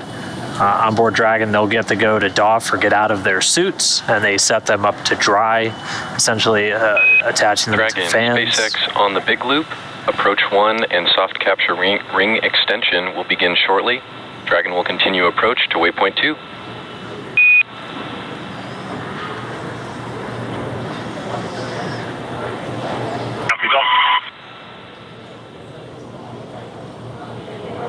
The core here in Hawthorne, Jake Vendel, giving the Crew Dragon Freedom astronauts a heads up that we're going to just proceed right past Waypoint 1, which we'll hit in under a minute and a half from now, and move directly in towards Waypoint 2. And that soft capture ring is going to extend out from the docking mechanism on Dragon. That's what's going to make that initial contact. It's essentially 3 large metal pedal-like structures that are going to interlock with the international docking adapter. And after they make that initial contact, it'll retract, bring Dragon in close, essentially right up until forming a perfect seal. And then we can enable those hard capture rings, 12 in total, to securely attach Dragon to station. And 45 seconds until arrival at Waypoint 1.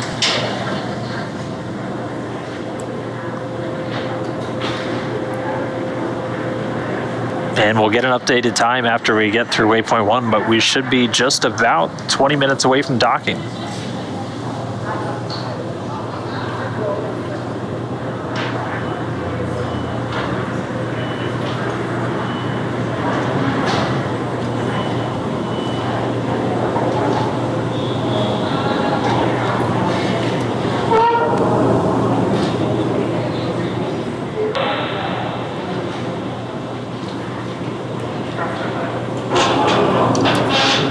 You can see lots of Draco thruster firings there. And we're just about to Waypoint 1. And we got confirmation, so we're through Waypoint 1. And we're moving on now to Waypoint 2. Again, these are primarily the service section Draco thrusters that are firing, essentially meaning they are located on the sides of Dragon, as opposed to the forward Draco thrusters, which are located at the top of Dragon, under the nose cone and around the hatch. Now, with Waypoint 1 complete, initial contact. Dragon and Station SpaceX on the big loop. Expect reconfiguration of the C2V2 link shortly.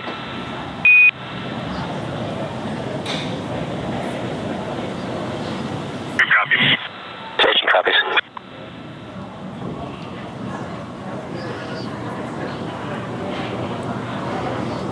All right, so that initial contact between Dragon and the International Space Station is expected in about 30 minutes. Now, before reaching Waypoint 1, mission operators conducted a go, no-go poll. Station on the big loop. Station is ready for docking.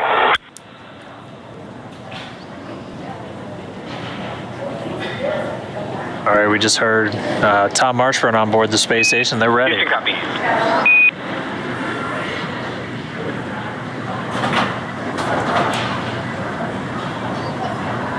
All right, good news there.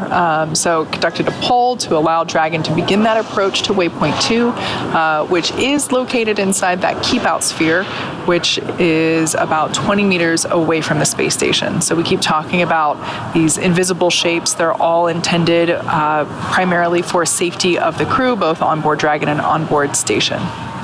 Yeah, and we do this with every vehicle, crew, and cargo, where we just have these checkpoints built in. And you put it beautifully earlier. It's very similar to a countdown for launch, where we have these times, we have these moments built in to make sure all the different teams are in sync, because we're constantly not just making sure that everything's looking good on Dragon, but also that all the systems on board the space station are ready to go. That's why we're in what we call these integrated operations. And as I've said a couple of times, we're going to be doing it slow and steady at this point. Right now, we're just about 170 meters away from the station. We're going to get to Waypoint 2 and pause, and then we're going to wait for that final go, no go. The latest docking time we're looking at right now is about 18 minutes from now. So it should be coming at around 4:42 p.m. Pacific time. We'll get an exact docking time when it happens, but we are still moving ahead of schedule. We're still about 40 minutes ahead of when we thought we were going to dock, and this was already one of the fastest, or if not the fastest docking we've done on a Crew Dragon so far. We're just continuing to stay ahead of schedule. Yeah, for sure. Now, at that 20-meter distance from the station's docking adapter, Dragon's approach will slow, and it'll begin to align itself with the adapter to come in for the final approach. Yeah, and we heard the soft capture ring is being extended, so that's just moving out a little bit from that very top part of Dragon underneath the nose cone, and it'll make that initial soft capture, essentially using those metal pedals to interlock with the International Docking Adapter, and after that contact is made, the ring on Dragon will retract, bring Dragon in a little bit closer, and then we can start the hard capture sequence. And so Dragon soft capture ring has a bunch of dampers in the rotary springs, and that just lessens the force as it brings it in a little bit closer, and we make that initial contact with the station. And after that, we can engage those hooks and have a hard mate, and then get ready to go through hatch ops. Whenever I'm explaining the process to younger people, I often like to reference the movie Interstellar, because there's a couple scenes in there where the spacecraft is docking to that space station, and there's like this great visual of the hooks locking in. And while the design is certainly different for this space station and for Dragon, that is what we're talking about when we refer to as hooks, really locking in to the Dragon capsule for that hard capture. Yeah. All right, so we're just about 6.5 minutes away from our arrival at Waypoint 2. So at this point, Dragon's pointed straight at the docking port. Right now, again, that docking port is on the top part of the space station. Dragon's looking straight down at the space station. And if we are lucky enough to get a couple more views from Dragon, we'll be looking directly down at planet Earth behind the station as well. And it's going to continue to move into Waypoint 2. We're going to pause just 20 minutes away. We expect that to happen in about a little under 6 minutes from now.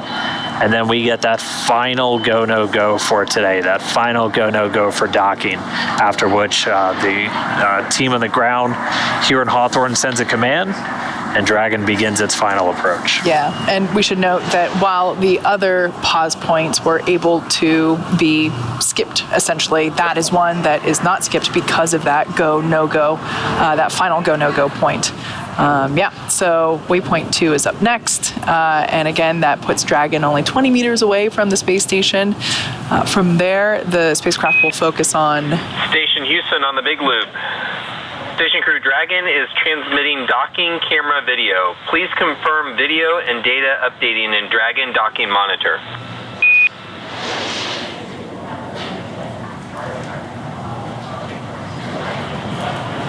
basically just asking the crew, can you see the live camera views? Station can confirm video and data in Dragon Docking Monitor. Houston copies. Awesome. So there's a shot there of Mission Control Center here at Hawthorne, California on the left-hand side. And then, of course, Mission Control Center at Johnson Space Center in Houston on the right-hand side. Dragon, SpaceX on the Big Loop. We see the onboard for our GPS. No immediate concerns. Dragon is navigating on Dragon Eye. Good copy. And so that call up right there. So our GPS is the relative GPS system. Again, that's one of several navigational tools Dragon has. Basically GPS sensors on Dragon, talking to those on station. That's used for a lot of the approach when we're still quite a ways out still. But as you just heard the crew told, Dragon Eyes are those primary tools that we're using now. SpaceX on the Big Loop, C2V2 link reconfiguration and soft capture ring extension complete. With the RGPS-1 failure, we are still go for docking. Good copy. And so again, just that quick update to the crew. Still go for docking. We're using the Dragon Eye. There's two on board Dragon. We're using one with another one for redundancy for that final approach. Dragon Eye using LiDAR, essentially bouncing lasers off of reflectors on the space station. Also using a thermal imager to get range rate. SpaceX on the Big Loop, ground teams have pulled go for approach 2. Upon confirmation of crew readiness, we will enable the approach.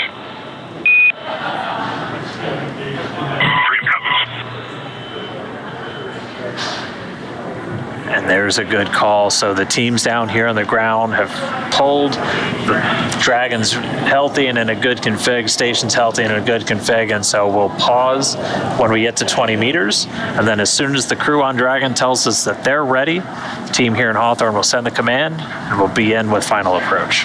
Yeah, so just a good example there of really, as you've mentioned before, these are integrated operations, right? It is mission control there that you see on your screen, located here just behind Dan and I at SpaceX headquarters, that mission control center from Johnson Space Center, and the crew on board station and the crew on board Dragon. And as you just said, just checking in with the crew on Dragon. Hey, you ready to do this? And get the final go from them. We also heard the crew on station is getting video from Dragon, and they have a number of displays that they're able to see that video with overlays, making sure, again, they're inside the docking corridor and things like that. If you followed the AX-1 docking, that hung us up at Waypoint 2 for a little while, as we had an issue on station getting that video routed. Not an issue at all today. And with these missions, with a NASA crew on board Dragon, they're actually prime in the command tree for that final approach monitoring on board. Visors are down a lot.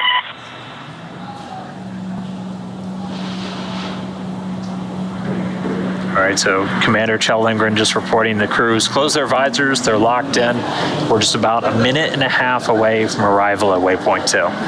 Yeah, so essentially that means that Dragon SpaceX on the big loop, we copied your last, visors down. We just enabled the approach. As a final reminder, once Dragon is inside the crew hands-off point, retreat and breakout are not permitted.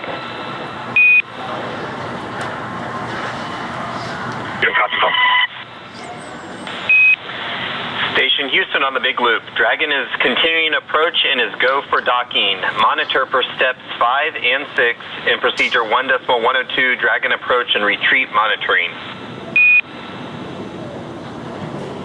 Station copies. We're monitoring in steps 5 and 6 at this time.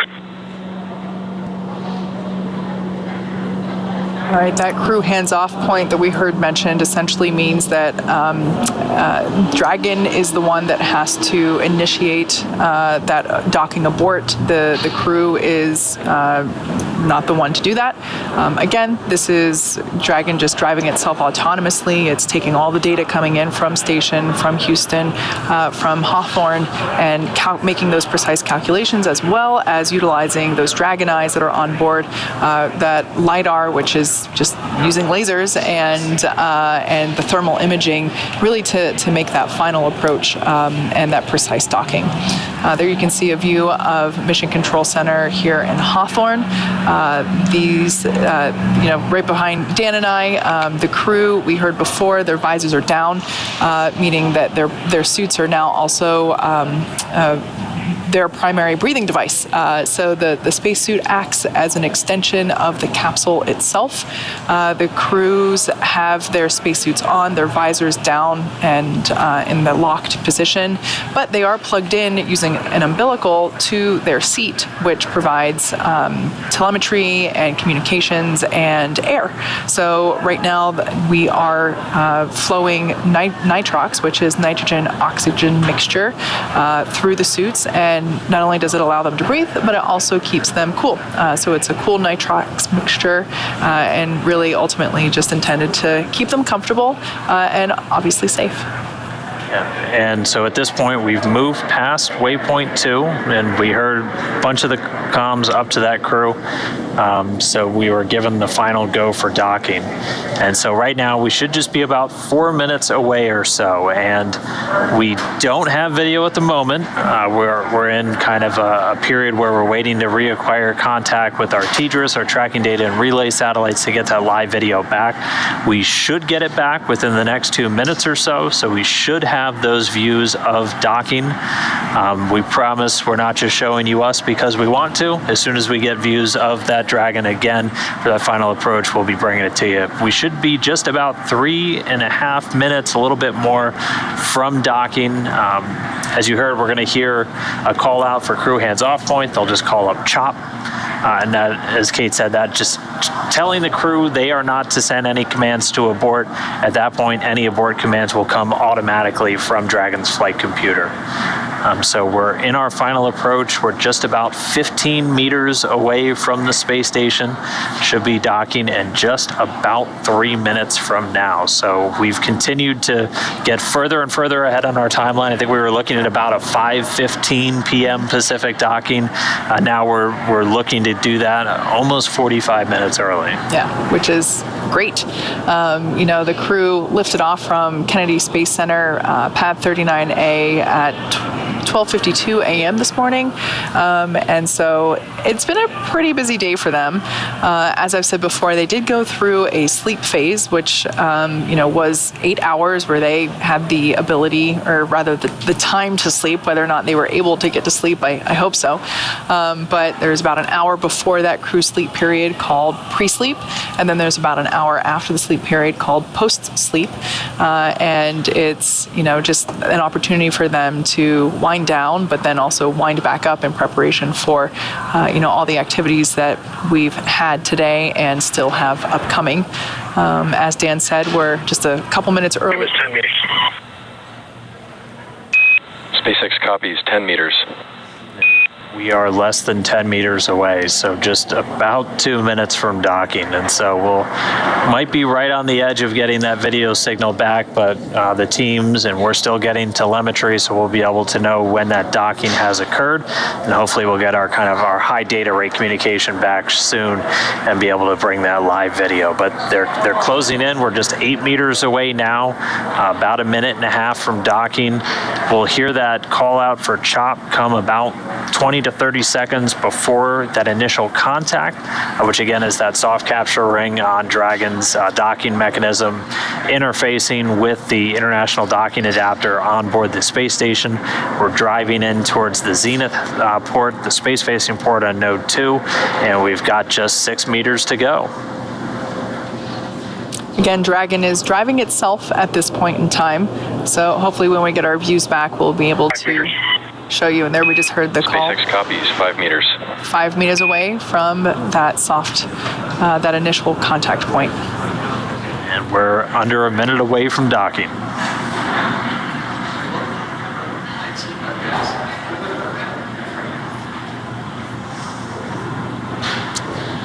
All right. Coming up on 3 meters and closing.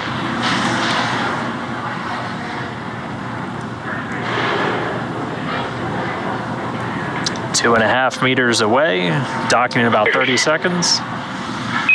Copy, 2 meters.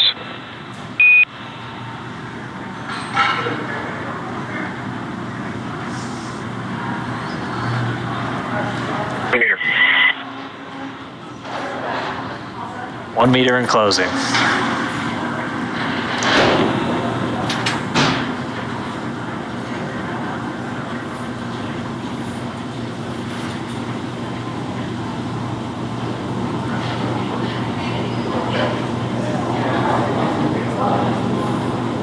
And we heard confirmation. Dragon SpaceX on the big loop, contact and soft capture complete, attenuation in progress. Good copy. And confirmation, soft capture and docking confirmed. That time, 4:37 p.m. Pacific, 11:37 GMT, with the International Space Station flying 261 statute miles over the central Pacific Ocean. And there we got it. That's a gorgeous view. Now, of course, there are still a few steps that we have to complete before Dragon is securely attached to station. Dragon SpaceX on the big loop, soft capture ring retraction is in progress. There's our first full view of Dragon. Good copy. Dragon Freedom attached to the International Space Station. Up next, we are going to begin the hard capture sequence. That's essentially when we are engaging the hooks around the docking mechanism.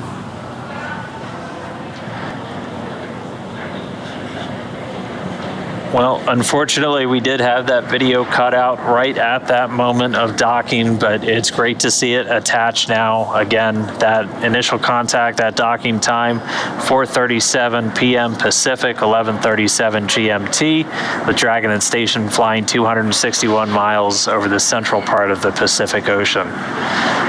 And we heard the retraction of the docking ring is underway, so slowly see Dragon inch a little bit closer to the docking adapter, and then we can kick off that hard capture sequence. All told, it'll take about 10 minutes for everything to finish after we've completed that initial soft capture. We'll get those 12 docking hooks engaged, basically doing them two sets, one set of 6 at a time, after which we'll have hard mate, and then all of the post-docking configs can get put into work, including umbilicals, and then the crews starting to step through all of their post-docking, crew on board Dragon getting out of their suits, the crew on board station getting ready to go through the hatch operations. So with this view here, we are able to see those Draco thrusters that we saw in action quite a bit throughout the approach maneuvers. Well, the Dragon capsule to me is upside down, but for the orientation that it's in, right there, kind of in the center of the pressurized section, that shiny bright white area, we see 3 ports that are kind of like ovals. There are 4 clusters with 3 ports all around the base or the service structure of Dragon, and those are those service structure Draco thrusters that we utilize for that precise maneuvering as the Dragon approaches the International Space Station.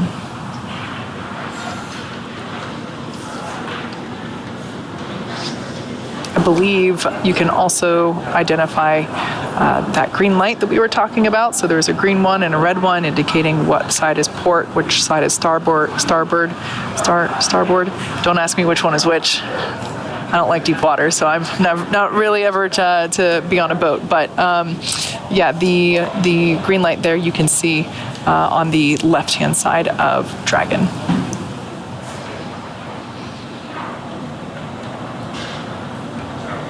Yeah, thanks to a quick refresher, port's the left side, starboard's the right side.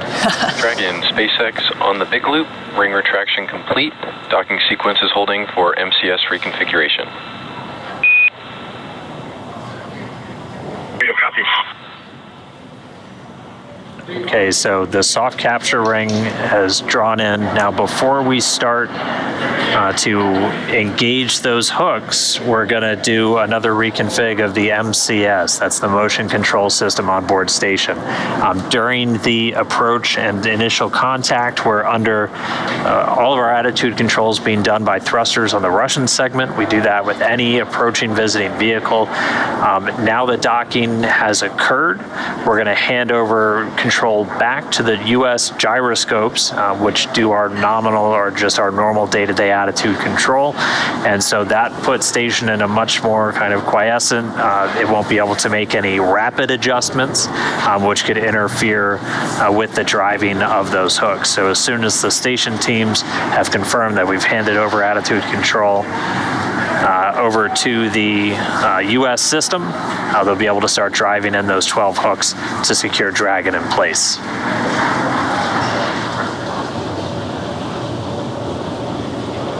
Fun little fact. Station Houston on the big loop, MCS configured, proceeding with hook driving.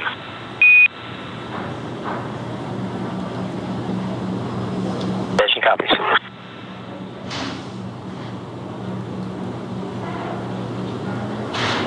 We were talking about the red light and the green light. John Innsbrucker just sent me an IM, and he's a very wisdom-filled person.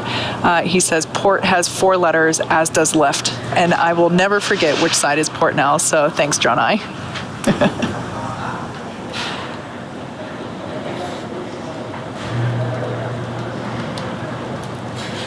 Once again, we can see that Dragon Freedom has made initial contact there with the International Space Station. Just a gorgeous view there.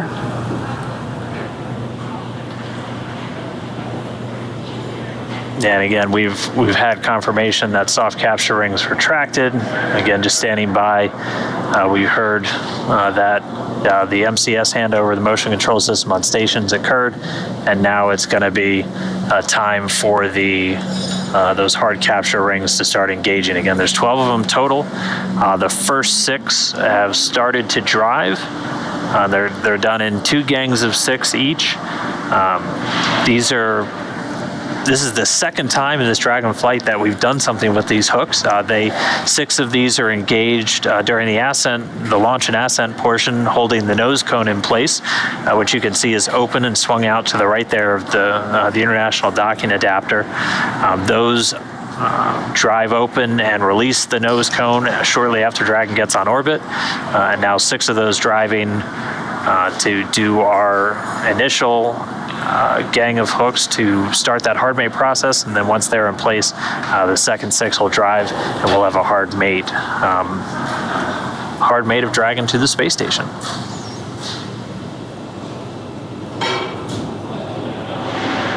For those of you that might be wondering, excuse me, what the half black and half white part of Dragon is, that is the unpressurized section known as the trunk. The side that is black, that's actually covered in solar panels. So that is what the Dragon capsule utilizes while on orbit and making its way to the space station, essentially to provide power, generate power. So we only have them on one side of the trunk, and the other side of the trunk is just painted white.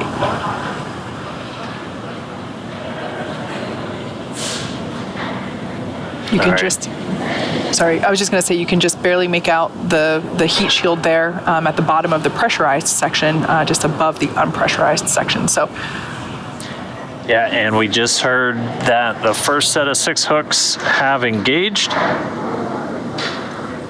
and so now the second are driving.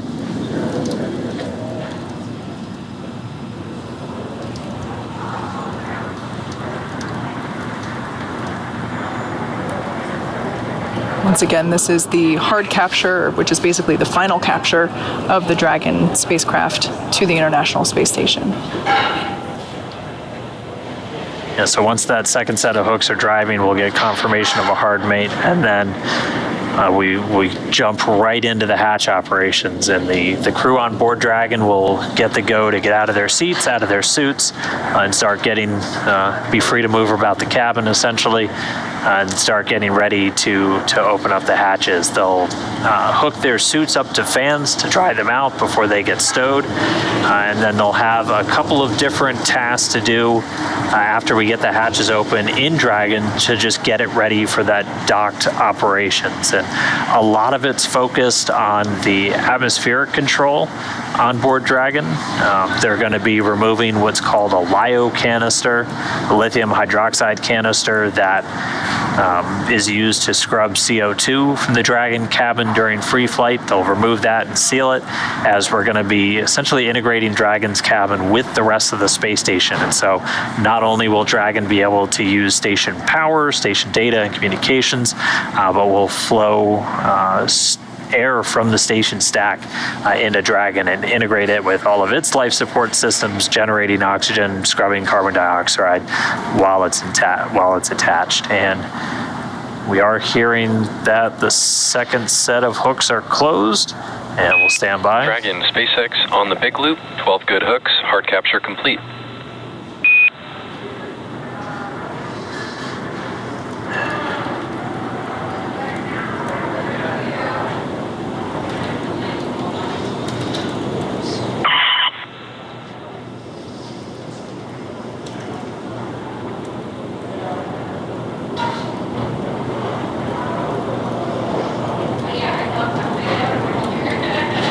There on your screen is SpaceX Core Crew Operations and Resources Engineer, Jake Vendel.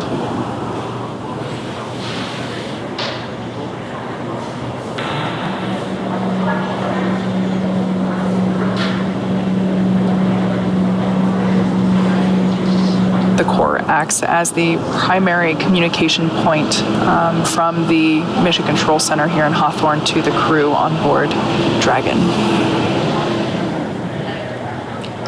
All right, so now that Dragon has completed the docking sequence, the spacecraft must undergo a handful of checks before we will be able to open the hatch. The crew on board Dragon will now get a chance to get out of their suits before moving into hatch operations. That's right, and things are going to be picking up on Station 2. NASA's Tom Marshburn is going to be the lead for all of the hatch operations on the station side. First, he's going to have to open up a hatch to gain access to the pressurized mating adapter and the docking adapter, and then he's going to start pressurizing that vestibule, that small space between the two. So we've got confirmation hard captures complete, and now we're ready to get into those hatch operations. One more time, if you missed it, docking occurred at 4:37 and 49 seconds Pacific time. That's 11:37 and 49 seconds GMT, while both vehicles were flying 261 statute miles over the Central Pacific. Now, with Dragon firmly attached, we're going to toss it over to the International Space Station Flight Control Room in Houston for Shaniqua Vereen to take us through the next steps as we get ready to open up the hatches. Shaniqua? Thanks, Dan, and thanks, Hawthorne, for your help today. We had a very exciting moment here in Mission Control Houston as well, following Dragon's docking at 6:37 p.m. Central Time while flying 261 statute miles over the central part of the Pacific Ocean. It's great to see Dragon docked. The energy in the room here is high. There was applause and smiles all around the room. Now that we're docked, like Dan mentioned, Tom Marshburn is securing some hardware and then moving right into hatch operations. First, we'll get the large hatch at Node 2 Zenith, giving them access inside the pressurized mating adapter. Then we'll have to pressurize the vestibule